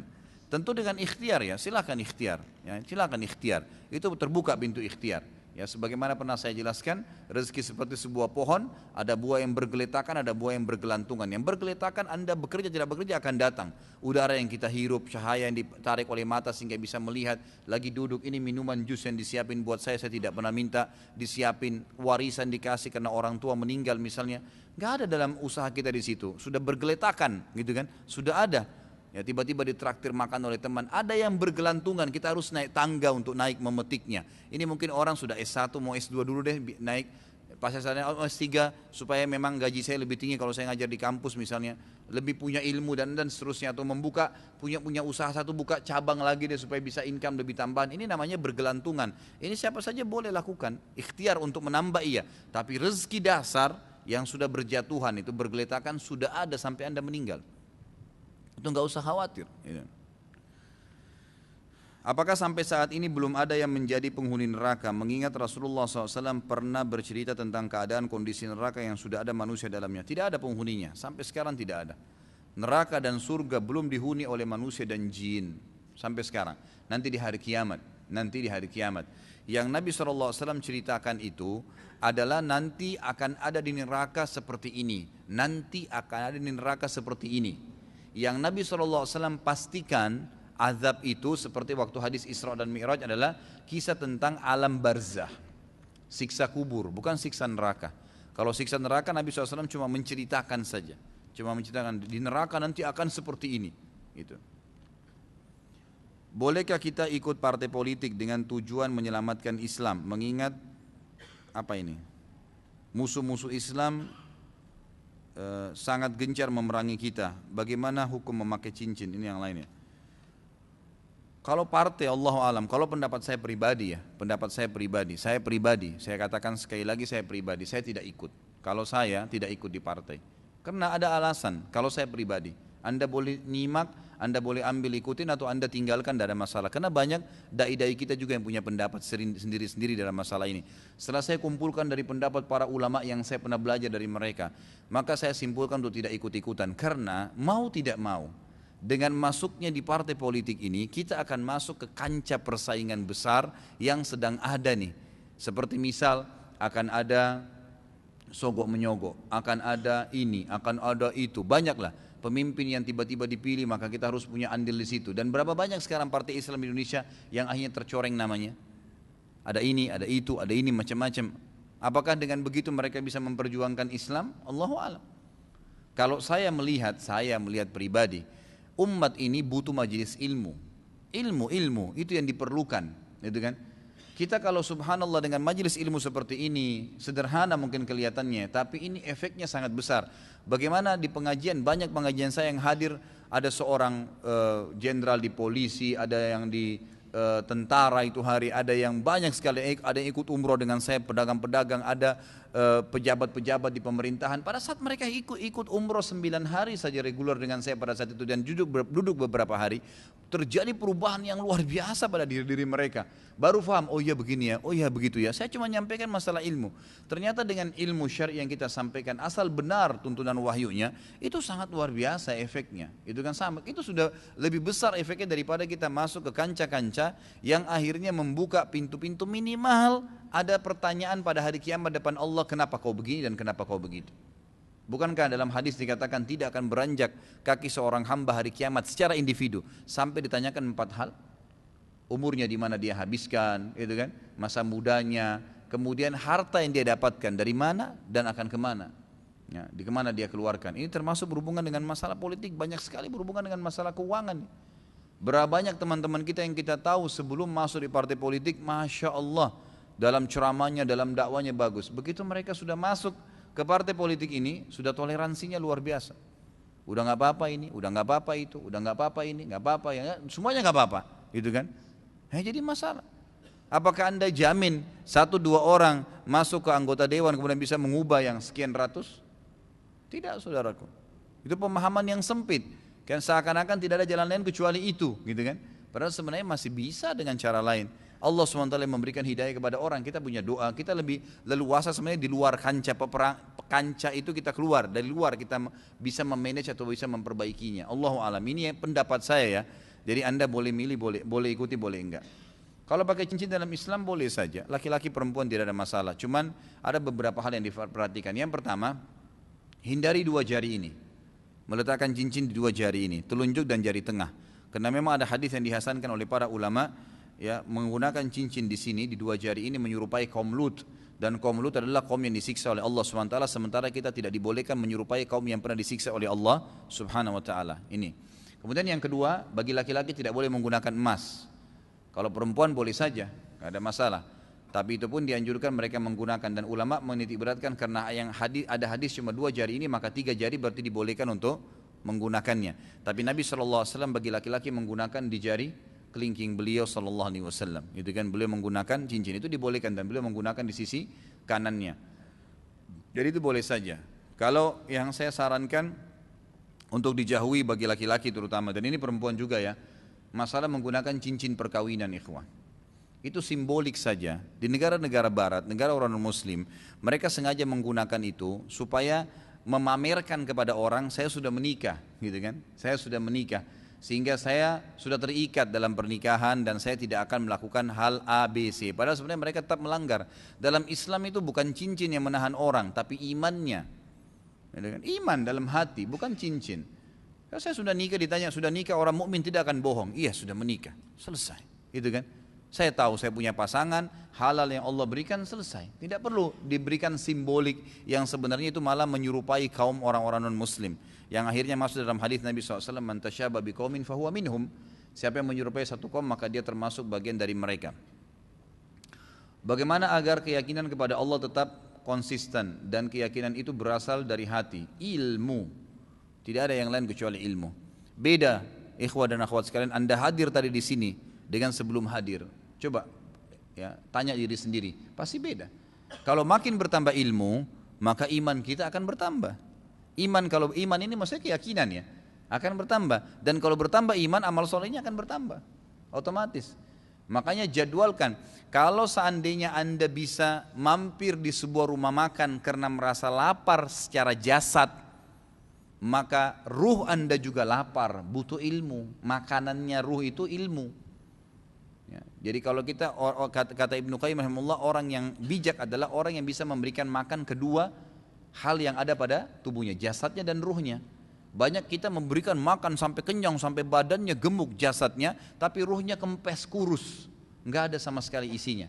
Nah orang yang seperti ini akan terbawa dengan air, dengan angin ya, terbawa angin ya, dia bisa kemana saja. Jadi kalau badannya jatuh ya dia jatuh juga semua. Tapi kalau ruhnya kuat walaupun jasadnya lemah, terbalik gitu. Kata para ulama, kalau ruh itu yang gemuk, yang kuat, walaupun jasadnya kecil, maka akan bisa ya menaklukkan dunia ini. Julaibib, sahabat Nabi yang mulia, badannya kecil sekali, tapi dia masuk ke kancah peperangan di perang Uhud dan membunuh 7 orang kafir. Badannya kecil sekali, tapi dia berani dengan ruhnya. Banyak orang yang jasadnya besar tapi ruhnya kecil, maka tidak berani buat apa-apa, bahkan mau wudu aja malam ketakutan, gitu kan. Tapi kalau ruhnya kuat, makanan ruhnya luar biasa, ilmu syar'i, walaupun dia kecil, tinggal di tengah hutan pun tidak ada masalah bagi dia, gitu kan. Jadi sebenarnya harus ruh kita yang digemukkan, atau paling tidak normalkan ya, standar jasad makan, ruh juga makan. Jadi ilmu intinya. Maksud saya di sini ikhwah sekalian, tolong luangkan waktulah. Seminggu sekali aja seperti Anda hadir setiap Rabu masih kurang, apalagi kalau sebulan sekali, apalagi kalau cuman kapan waktu selingan saja, bakal kacau gitu kan, bakal kurus ruh kita itu. Dan ini sayang, kalau kurus lama-lama bisa mati ruhnya, bisa keras hatinya. Cara mengamalkan surah Ikhlas untuk menolak kekafiran. Fahami maknanya, ikutin isinya. Qul huwallahu ahad, benar-benar kita mengatakan Allah itu Tuhan dan Esa. Ikutin itu. Allahus Samad, Allah yang segala sesuatu bergantung padanya. Jadi kembalikan semua itu. Artinya kita butuh, orang siapapun butuh. Pernah kan saya kasih contoh ya, ada seseorang dari salaful ummah, dari tabi'in dulu, kaya raya, tiba-tiba bangkrut, Allah uji, bangkrut, habis semua hartanya, gitu kan, sampai dia minta-minta dari masjid ke masjid minta bantuan.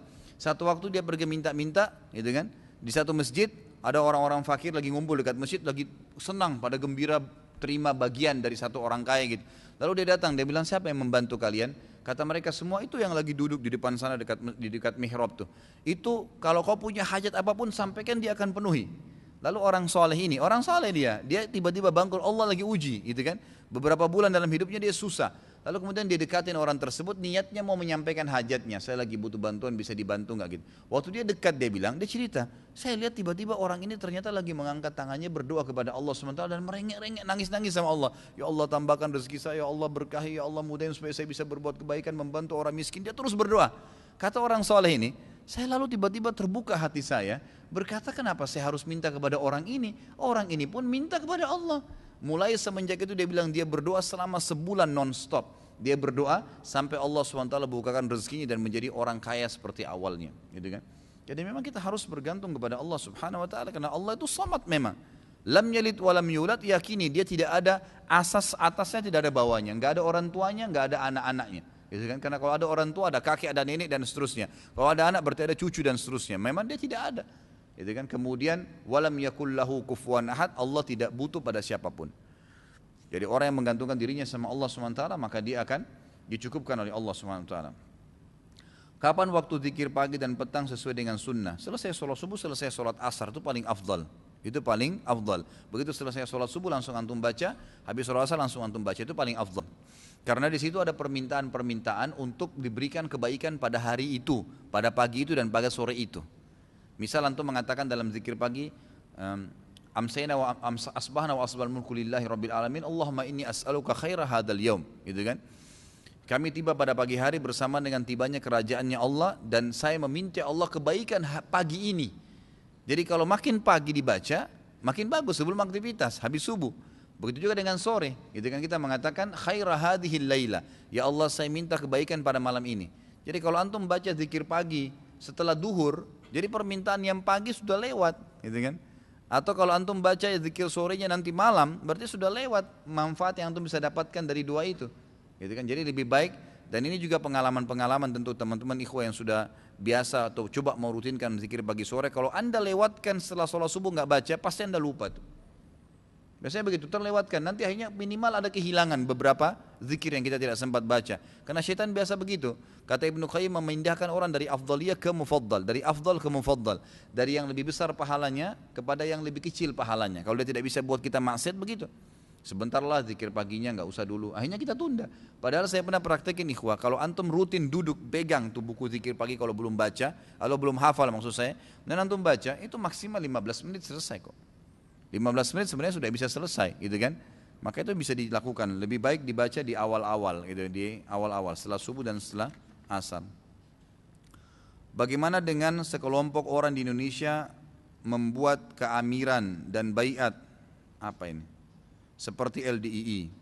Ini nggak ada sama sekali. Nggak boleh membaiat pemimpin di atas pemimpin yang sudah ada, nggak boleh.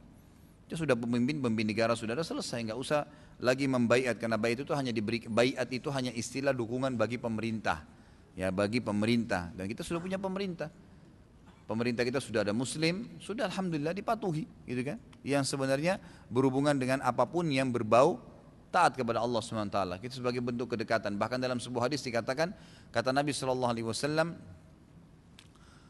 apapun yang kalian tidak dapatkan, apapun yang kalian diberikan oleh pemimpin kalian, maka syukurilah, terimalah, ya. Dan apapun yang belum kalian dapatkan dari mereka yang merupakan hak kalian, maka berharaplah dari Tuhan kalian. Kita punya Allah SWT, minta kepada Allah, Allah akan kasih. Allah SWT akan kasih.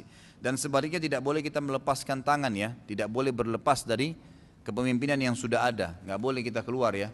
Di sini di dalam buku ini ada sebuah hadis yang lain, ya, diangkat oleh Imam Az-Zahabi. Itu tadi belum saya sebutkan.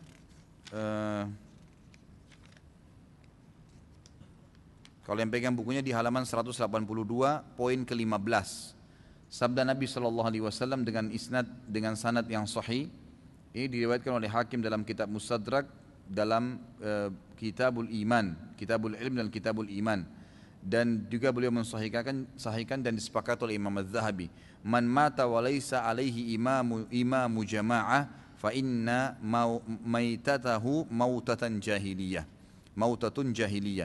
Barang siapa yang mati dalam keadaan tidak memiliki imam jamaah, maksudnya pemimpin negara, maka matinya adalah mati jahiliyah. Sebagian ulama hadis menitik beratkan, mengatakan kalau sudah terpilih seorang pemimpin, ya, di sebuah wilayah, maka dia tidak boleh melepaskan tangannya dari kepemimpinan orang tersebut, kecuali memang dalam keadaan lagi ada dua kepemimpinan, yang kepemimpinan itu dua-duanya lagi bersaing, seperti terjadi di zaman Yazid bin Muawiyah dengan Abdullah bin Zubair radhiyallahu anhuma.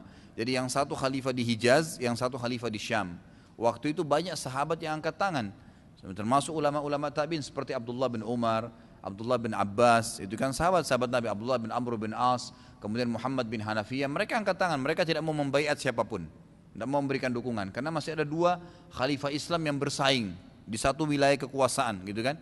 Maka mereka angkat tangan, tiap hari disuratin mereka nolak, gitu kan.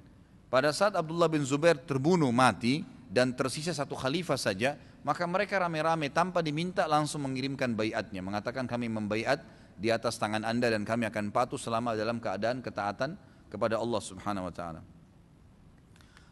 Sebagian orang berdalil bahwasanya sahabat pernah mendatangi rumah penduduk satu persatu untuk menanyakan siapa yang layak jadi pemimpin mereka. Apakah bisa dijadikan dalil memilih pemimpin dengan suara terbanyak? Ya. Saya tidak tahu kalau hadis itu ya, pernah sahabat mendatangi rumah satu persatu, itu Allahu alam. Yang saya tahu seperti saya jelaskan tadi bagaimana kondisi pemimpin memilih pemimpin. Ya. Jadi tidak perlu repot-repot melibatkan masyarakat umumnya. Masyarakat ini ikhwan dan akhwat sekalian cuma butuh supaya tidak lapar, gitu kan? Supaya bisa anaknya sekolah, kalau sakit digratisin, itu saja, gitu kan? Butuh penuhi kebutuhan mereka. Pemimpin-pemimpin ini ya sudah mereka lah yang semestinya bisa saling memilih satu sama yang lain yang terbaik dan sudah ada kriteria dalam Islam.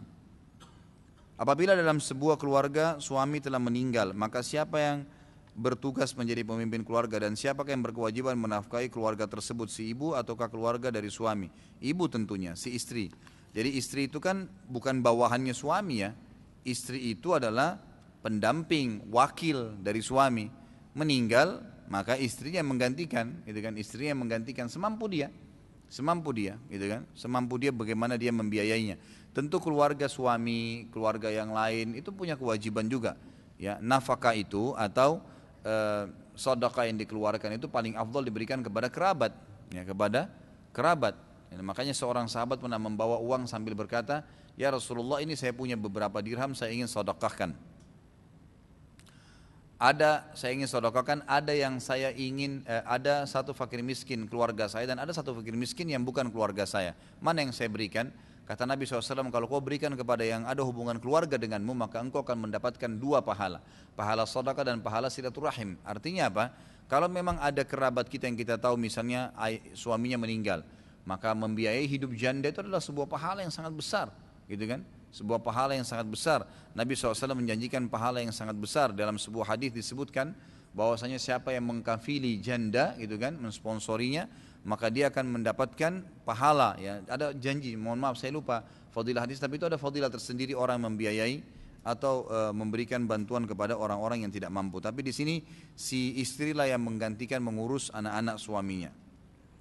Apabila si ibu kurang amanah dan jauh dari pengetahuan agama, bolehkah hak asuh anak diambil oleh keluarga suami? Dalam hal ini anak-anak masih di bawah umur 5 tahun dan yatim. Tidak boleh. Tidak ada haknya keluarga mencampuri anak. Itu urusan orang tuanya, gitu kan? Kecuali kalau mereka yang titipkan. Jadi jangan sampai, nanti akan ada bahasan tuh dosa-dosa besar ya.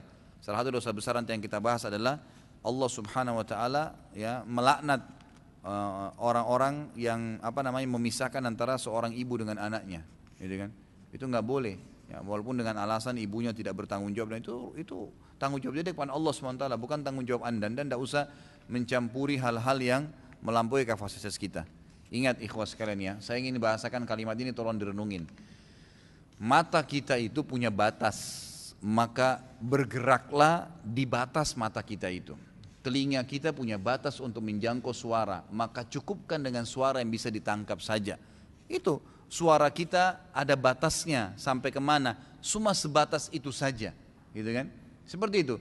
Perut kita ukurannya sudah ada, satu piring misalnya, jangan paksakan lebih daripada itu. Jangan keluar dari kapasitas diri kita. Kaki kita Allah kasih, langkahnya sebesar apa sih? Walaupun antum loncat, ya, anggap orang olahragawan yang bisa loncat paling tinggi berapa? 3 meter? Itulah jangkauan anda. Jangan jangkau sesuatu yang di luar kapasitas kita, nggak bisa. Banyak orang gitu buat PR yang tidak perlu sebenarnya. Sibuk dengan keadaannya orang.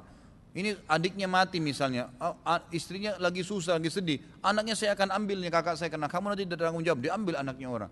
Tambah kesedihannya orang lain untuk apa? Urus diri Anda sendiri, gitu kan? Anda mungkin juga punya anak, Anda punya istri, Anda urus diri sendiri, nggak usah urus orang lain. Cukup dengan apa yang terjangkau saja, jangan buat PR. Mau cari tahu tetangga buat apa, begitu bangun tidur langsung dia temboknya tetangga ngapain di sebelah. Padahal matanya nggak bisa tembus di situ, gitu kan? Nggak usah pusingin sesuatu yang tidak bisa kita jangkau. Allah sudah berikan. Tangan kita tuh panjangnya cuma seperti ini, sebatas ini saja, nggak usah jauh-jauh ke sana, nggak bisa, gitu kan? Sama juga orang akan menyakitin kita, itu cuma sebatas kemampuan dia sampai di mana sih?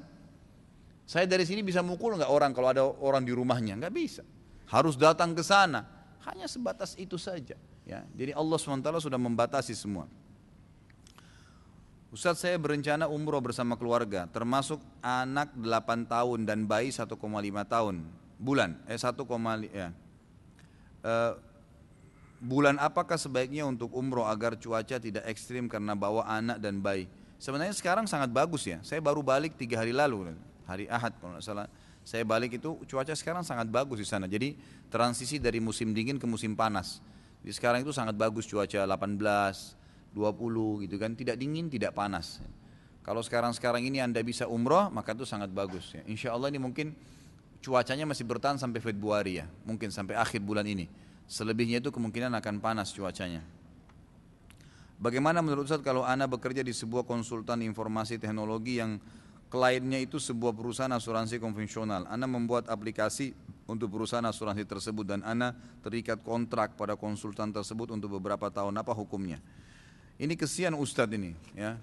Selalu saja dihadapkan dengan permasalahan, bagaimana kalau begini? Sudah terjadi nih, bagaimana jalan keluarnya? Coba kalau tanya Ustadz itu sebelum terjadi. Misal gini, saya mau kerja di satu perusahaan, hukumnya boleh nggak? Nah itu enak jawabnya, gitu kan? Ini enggak, sudah cemplung di situ, terus kemudian bagaimana Ustadz jalan keluarnya? Sudah nikah sama seseorang, ribut terus rumah tangganya, Ustadz bagaimana jalan keluarnya? Kenapa nikah sama dia dari awal? Gitu kan?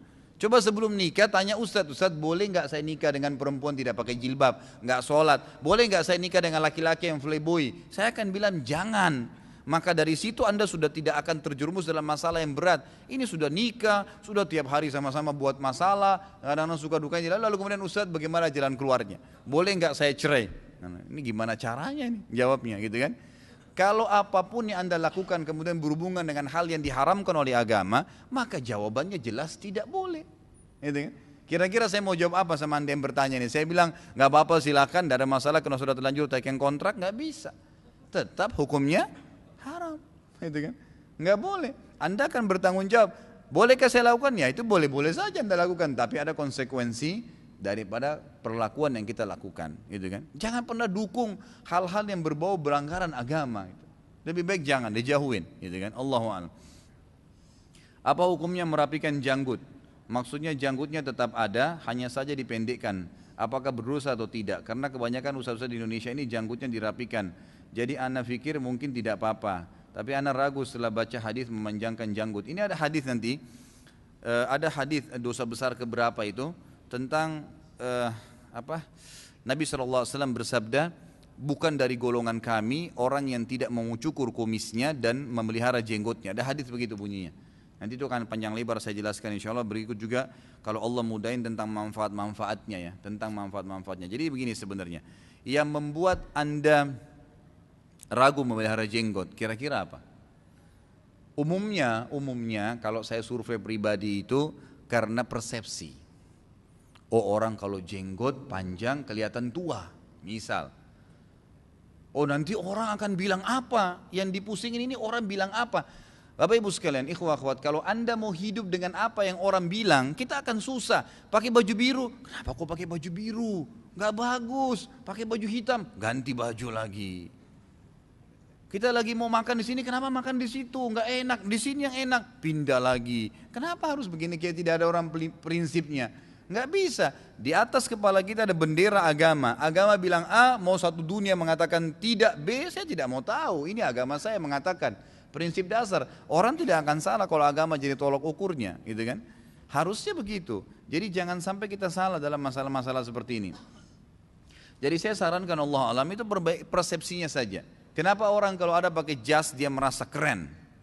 Karena persepsi dia ini keren. Kalau dia pakai baju koko sama nggak persepsinya? Persepsi dia enggak, baju koko nanti kelihatannya ustadz. Oh sudah tidak bisa lihat perempuan dan yang lainnya. Yang itu persepsinya. Ada orang celananya nggak isbal dengan orang isbal, oh nanti kalau persepsi selalu negatif. Kalau orang tidak isbal itu nanti tergantung celananya orang nilai apa nanti begini. Itu kan persepsi dan dia terbawa dengan pikiran dia sendiri.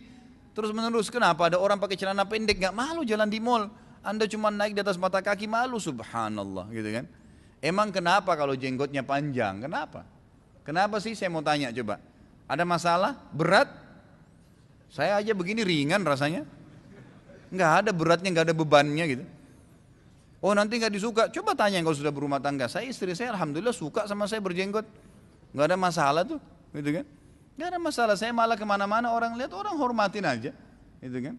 Gak ada sesuatu yang persepsi saja. Selalu kita menganggap oh tidak baiklah apalah kelihatan. Tak ada, itu persepsi.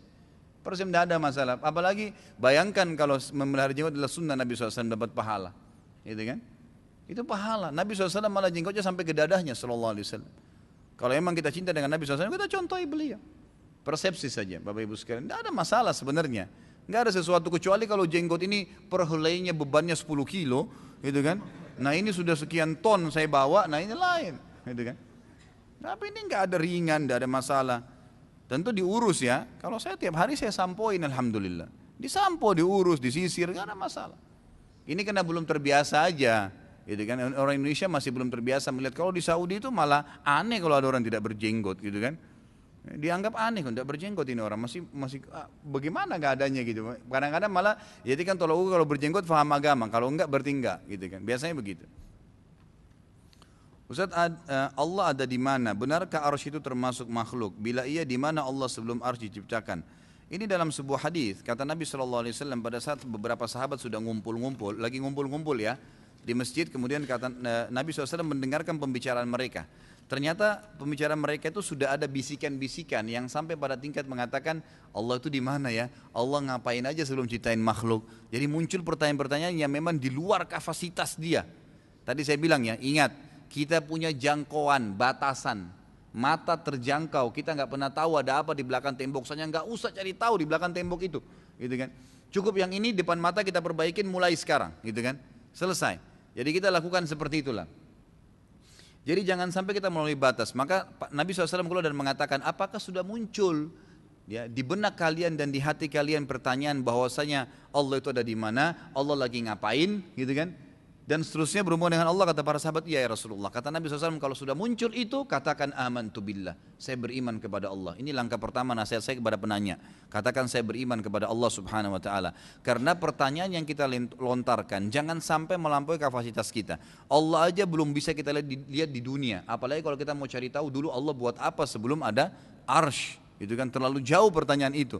Kita cuma diperintahkan hal sederhana, imanin Allah ada, arshnya Allah, dan Allah ada di atas langit, titik, selesai, gitu kan. Makanya sampai ada orang datang ke dalam majlisnya Imam Malik rahimahullah, gurunya Imam Syafi'i, mengatakan, wahai Imam, bagaimana sebenarnya caranya Allah itu bersemayam di singgasananya, gitu kan. Allah itu naik bersemayam di singgasananya, seperti apa caranya? Langsung kata Imam Malik rahimahullah, mengimani bahwasanya Allah bersemayam itu hukumnya wajib, menanyakan bagaimananya itu majhul, enggak jelas karena belum ada datang kepada kita, tapi kita sudah imanin. Kan memang iman itu meyakini sesuatu yang tidak kelihatan dengan panca indera, kan gitu. Kita kan tidak pernah memang lihat Allah, enggak pernah lihat malaikat, tapi kita mengimani dan ada bukti-bukti, fakta-fakta kalau memang ada, gitu kan. Maka kata Imam Malik, mengimaninya adalah wajib, gitu kan. Kemudian menanyakan bagaimananya, ini majhul, enggak jelas. Kita tunggu kalau ada dalil, ada penjelasan baru kita iman, kita lengkapkan. Kalau enggak ada tetap kita imani. Disuruh sholat 4 rakaat asar, ya sholat aja dulu, nggak usah tanya kenapa harus 4. Kan duhur juga 4, sekarang asar 4. Lebih baik kalau orang seperti ini akan muncul pertanyaan terus tuh, kenapa nggak sekalian Allah kasih 4 rakaat aja sekalian satu kali, duhur sama asar berdekatan kok, gitu kan? Kenapa nggak satu aja 4 rakaat? Nanti lebih kembang lagi, kenapa harus 4 rakaat ya? Kenapa harus 5 waktu ya? Kenapa harus ada salamnya? Kenapa harus ada rukuknya? Kenapa harus ada baca 3 kali? Kenapa? Tidak habis-habis nih, syaitan buka terus pertanyaan. Imanin dulu. Kalau masalah bagaimananya itu tunggu. Kalau Allah jelaskan, bahwa kita imani, kita yakini. Kalau enggak ada pun hikmahnya, enggak ada masalah. Dan kata Imam Malik Allah, bertanya tentang itu terlalu banyak membuka pintu bid'ah. Membuka pintu bid'ah. Allahu alam. Jadi Allah ini memang ada di atas arsy-Nya, di singgasana. Tentang masalah apakah arsy itu makhluk, ya, Allahu alam. Ini saya tidak bisa jawab apakah itu arsy makhluk atau tidak. Allahu alam. Gitu kan? Karena arsy ini adalah tempatnya Allah SWT bersemayam. Semua yang berhubungan dengan Allah dan zatnya itu lebih cenderung ulama mengatakan seseorang tidak berbicara.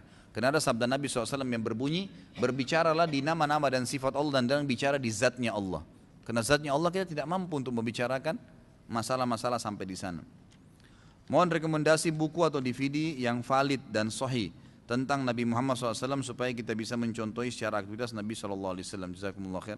Ini banyak sekali ya buku-buku sirah. Dan saya sarankan penanya bisa melihat tema sirah kita yang sudah diangkat di web saya. Dan di YouTube juga itu sudah ada sampai mungkin 20 episode sekarang. Tahap demi tahap ya, setiap episode itu kurang lebih 2 jam. Cobalah diikutin itu, insya Allah mudah-mudahan bagi saya pribadi, karena saya sudah coba kumpulkan dari beberapa referensi, maka itu menghemat waktu buat Anda. Tinggal dengarin, itu sudah seakan-akan Anda baca sekian banyak buku. Mungkin itu bisa ratusan buku, gitu kan. Karena dari banyak buku hadis, buku fikih disatukan, buku sejarah-sejarah, itu banyak digabungkan gitu. Dan saya juga banyak dengarkan dari kaset-kaset para ulama-ulama kita yang memang menyampaikan tentang masalah itu. Tapi kalau Anda mau referensi, tentu ada bukunya Mubarak Furi yang terkenal mendapatkan hadiah dari Rabithah, itu ada Sirah Nabawiyah. Itu sudah cukup insya Allah. Apakah semua Rasul itu membawa syariat yang baru? Jika perbedaan Nabi dan Rasul itu terletak pada syariat yang dibawa, bagaimanakah syariat yang dibawa oleh Ismail alaihissalam? Mengapa Rasulullah SAW mengikuti syariat Ibrahim dan bukan Ismail? Ya. Tentu semua Rasul membawa syariat. Dan Ismail adalah seorang Nabi. Ismail seorang Nabi, gitu kan? Jadi Allah SWT menubatkan beliau seorang Nabi dan beliau cuma menyampaikan apa yang disampaikan oleh ayahnya Ibrahim alaihissalam. Jadi memang Ismail tidak membawa syariat baru. Karena Nabi definisinya adalah seseorang yang Allah utus, ya, mengingatkan kaumnya apa yang disampaikan oleh Nabi dan Rasul sebelumnya. Kalau Rasul baru membawa syariat baru, menghapus syariat sebelumnya. Ismail di sini posisinya sebagai seorang Nabi, gitu kan. Jadi di Mekah waktu itu syariat Nabi Ibrahim alaihissalam. Mengapa banyak sekali perbedaan antara kitab-kitab sirah nabawiyah antara satu dengan yang lain? Apakah yang menjadi landasan Ustadz dalam menulis buku sirah? Saya pernah mendengar tentang diadakannya lomba penulisan sirah yang dimenangkan oleh Syekh Safirur Rahman Al-Mubarak Furi. Pada saat membaca karyanya terdapat beberapa perbedaan dengan sirah yang Ustadz ceritakan di YouTube. Baik, jadi sirah itu adalah penyampaian sejarah. Dan ulama memang memberikan sebuah kaidah dalam masalah sejarah ini. Berbeda dengan masalah hukum-hukum fikih, gitu kan? Kalau sejarah itu lebih toleran, ya, masih terbuka. Selama itu ada athar ini adalah penyampaian dari para sahabat, dari para tabi'in yang memang itu dijadikan sebagai rujukan, memang menguatkan, maka itu dipakai dalam sirah. Beda dengan masalah ilmu hadis. Ilmu hadis memang tidak boleh, gitu kan? Harus ada kaidah-kaidah tertentu. Dari dalam sirah memang begitu. Kalau ada penyampaian saya yang tidak sesuai dengan tulisan beliau, maka itu bukan berarti dia salah atau saya yang salah gitu. Karena saya pun mengambil dari buku beliau ada, dari buku-buku yang lain ada. Karena memang ada banyak penulis yang lain. Ya, ada Ibnu Hisham dalam sirahnya. Kemudian ada banyak sekali ya. Ada banyak sekali penulis dalam buku-buku sirah tuh. Kalau Anda lihat referensi buku sirah, memang saya tidak sebutin sih ya di YouTube itu rujukan-rujukannya. Tapi itu cukup banyak, lebih daripada 30 buku sirah yang bisa dijadikan sebagai rujukan sebenarnya. Dan itu banyak di dalamnya riwayat-riwayat yang memang saling menguatkan sebenarnya. Saling menguatkan satu sama yang lain. Kalau yang saya tahu, Safiyur Rahman ini yang dari India, Al-Mubarak Furi, beliau memang coba menukil riwayat-riwayat yang dianggap sahih saja. Gitu kan? Yang dianggap sahih saja. Ya, yang beliau anggap sahih, diambil. Makanya sangat ringkas buku sirahnya. Ya, tapi kalau orang-orang untuk memahami sudah cukup. Kalau yang saya datangkan adalah ada riwayat yang hasan kita datangkan, ada sebuah athar ini penyampaian dari para sahabat tentang kondisi yang itu tidak disebutkan dalam buku-buku hadis, nggak ada dalam buku hadis, tapi athar penyampaian yang disampaikan dan ini juga kalau diterusuri silsilahnya, ya sanadnya itu juga sahih, tapi dia athar bukan hadis ya, jadi dia penyampaian dari para sahabat dan tabiin. Saat ini banyak sekali mujahidin yang membawa panji-panji hitam. Bagaimanakah bisa tahu, kita bisa tahu mana yang benar dan mana yang salah? Kembali kepada prinsip-prinsip dasar mereka. Prinsip dasar mereka. Kalau prinsip dasarnya adalah memang ingin meninggikan kalimat Allah Subhanahu wa taala dan memang mereka berjihad meninggikan kalimat Allah, maka itu adalah hal yang benar saja. Tapi sekarang memang banyak sekali kata para ulama kelompok-kelompok yang menisbatkan diri pada Islam, kemudian mereka tahu ada hadis Nabi bahwasanya kalau kalian lihat panji-panji bendera-bendera hitam ya, berwarna hitam di akhir zaman maka ikutilah, gitu kan? Maka mereka rata-rata semua pakai panji-panji Islam itu, panji hitam itu kan dengan alasan supaya diikutin. Tapi ini bukan patokan kata ulama. Harus dilihat secara individu apakah memang mereka-mereka ini mengikuti sunnah Nabi SAW atau tidak, gitu kan? Kita harus lihat itu. Saya ingin bertanya mengenai situasi saya saat ini. Istri saya selingkuh dan membangun anak-anak saya yang masih kecil, membawa kali ya. Karena waktu itu kami berdomisili di luar negeri. Ayah saya menyuruh saya pulang ke Indonesia untuk menyelesaikan perceraian kami. Sekarang sudah hampir 2 tahun berlalu namun proses perceraian kami belum selesai. Saya berkeinginan kembali ke luar negeri untuk membiayai dan tinggal dekat dengan anak-anak saya. Namun ayah saya tidak menyetujuinya. Manakah yang mesti saya dahulukan, mengikuti kemauan ayah saya untuk tetap di Indonesia dengan resiko saya tidak dapat memenuhi semua kebutuhan psikologis dan biaya anak saya, atau kembali ke luar negeri dengan tidak membawa ridho orang tua saya? Terima kasih Ustaz. Tolong didoakan saya mendapatkan jalan yang paling baik untuk kehidupan dunia dan akhirat saya. Tentu saran saya pribadi, ikuti ayah Anda. Ikuti ayah Anda. Jadi ada dalam sebuah athar disebutkan yang sahih bahwasanya pernah ada satu waktu Abdullah bin Umar menikah dengan seorang wanita. Wanita ini terkenal dengan kecantikannya. Kemudian setelah menikah dengan wanita tersebut, ada perubahan yang dilihat oleh Umar bin Khattab dari anaknya ini dari sisi ibadah. Yang tadinya Abdullah bin Umar itu paling sering kalau mau sholat, sebelum waktu sholat itu selalu keliling kota Madinah, bangun-bangunin orang, ketuk-ketuk kamarnya, rumahnya, ayo kita sholat, putar, nanti sampai di masjid sudah azan gitu. Nah itu ternyata berubah setelah menikah gitu kan. Maka Umar pun mengatakan kepada Abdullah bin Umar anaknya, ceraikan istrimu. Ceraikan istrimu. Lalu Abdullah bin Umar merasa terganggu. Ini gimana nih, antara patuh dengan ayah, atau saya harus menceraikan istri saya, atau saya mempertahankan istri saya yang saya sukain ini dan tidak mendapatkan ridho ayah saya. Lalu datanglah dia kepada Nabi SAW menanyakan, ya Rasulullah, kejadiannya seperti ini. Kata Nabi SAW, taati ayahmu. Taati ayahmu. Maka Abdullah bin Umar menceraikan istrinya itu, menceraikan istrinya. Ulama menulis bab khusus di sini masalah bolehnya seorang anak laki-laki menceraikan istrinya kalau sesuai dengan permintaan orang tuanya, kalau memang berhubungan dengan maslahat agama. Maslahat agama artinya ternyata dengan nikah malah dia durhaka dengan orang tuanya, malah dia malas sholat, malah dia terbuka pintu-pintu riba, malah dia sering melakukan maksiat, maka orang tuanya bilang ceraikan, dia harus menceraikannya. Hukum syar'inya begitu. Ini Allah alam yang saya ketahui ya. Apalagi ini sudah terjadi perselingkuhan misalnya, gitu kan? Memang sudah terjadi perbuatan zina. Kalau Anda sudah ngurus perceraian, urus saja di Indonesia. Masalah Anda nanti memiliki pendapatan lebih sedikit, ya, dibandingkan dengan luar negeri, itu jauh lebih ringan dan lebih baik dibandingkan dengan Anda pergi ke sana sementara memang, ya, Anda jauh dari ridho orang tua. Ya, lebih baik Allahu alam secukupnya sekarang, gitu kan? Kita memberikan nafkah semampunya dan tetap mendapatkan ridho orang tua, karena orang tua bagi anak laki-laki ini tidak pernah lepas, ya, hukumnya harus selalu ya, dipatuhi walaupun sudah menikah. Allah alam. Ini mohon maaf, yang lainnya mungkin saya tunda bacanya di Rabu yang akan datang karena melihat waktu ya. Mengapa orang yang pamer akan ibadahnya bisa terkena dosa syirik? Karena itu riya namanya, mamer, ya. Dia pamer ibadahnya itu masuk dalam bagian riya. Riya itu memperindah ibadah, ya, kepada makhluk selain Allah SWT dan memamer-mamerkannya, itu masuk, gitu kan? Yura'unan nas, dalam ayat dikatakan sifat orang munafik, mereka sengaja memang memperlihatkan orang lain lalu memamernya, gitu kan? Memperlihatkan, nih saya sudah puasa sekian. Pas ketemu temannya di kantor hari Senin, kamu puasa nggak hari ini? Saya puasa. Temannya nggak nanya, nggak apa, langsung dipamerin sama dia, itu kan untuk apa? Itu berarti riya, masuk dalam masalah dosa syirik. Karena Nabi SAW mengatakan riya, ya akhwafu ma akhafu alaikum syirkul khafi. Yang paling saya takut terhadap kalian adalah syirik yang tersembunyi. Maka para sahabat, apa itu ya Rasulullah? Kata Nabi SAW, ar-riya. Jadi riya di sini Nabi masukkan dalam kategori syirik. Ya, seperti menduakan Allah. Karena amal itu Allah suruh sembunyikan, dia malah pamerin gitu. Bagaimana kalau tidak sengaja? Tidak sengaja tergantung niatnya. Innamal a'malu binniyat.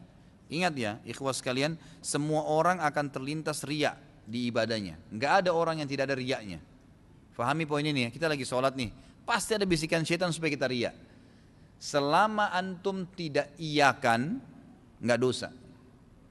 Syaitan bisikin kan, tuh ada orang di sebelah sana, tuh lagi sodok, itu orang lagi puji. Kita dibisikin apapun kita tepis, kita enggak iyakan, maka enggak ada masalah, enggak dosa.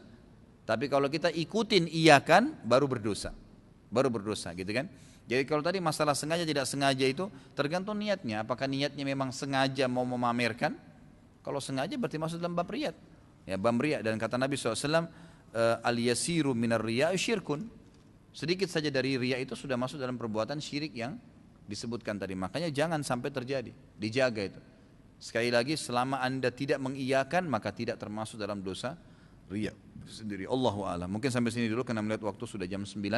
Mudah-mudahan Allah Subhanahu wa taala memberkahi majelis kita ini dan Allah Subhanahu wa taala menjadikan majelis ini adalah majelis ilmu yang dipenuhi dengan keikhlasan dan menjadi timbangan yang berat nanti di timbangan kita insyaallah pada hari kiamat dan menjadi penyebab kita masuk ke dalam surga. Dan semoga Allah SWT mengangkat seluruh masalah yang sedang dihadapi oleh kaum muslimin, terutama yang hadir dalam majelis ilmu kita ini. Semua yang sakit disembuhkan, yang masih terlilit utang dilunasi, yang masih sering berbuat maksiat diberikan hidayah, yang sudah memiliki ilmu dimudahkan untuk mengamalkan, dan juga insyaallah sebagaimana Allah satukan kita di sini, Allah satukan juga kita di surga firdausnya tanpa hisab dengan izinnya. Kalau ada benar dari Allah, kalau ada salah dari saya mohon dimaafkan. Subhanakallahumma bihamdika asyhadu an la ilaha illa anta astaghfiruka wa atubu ilaik. Wassalamualaikum warahmatullahi wabarakatuh.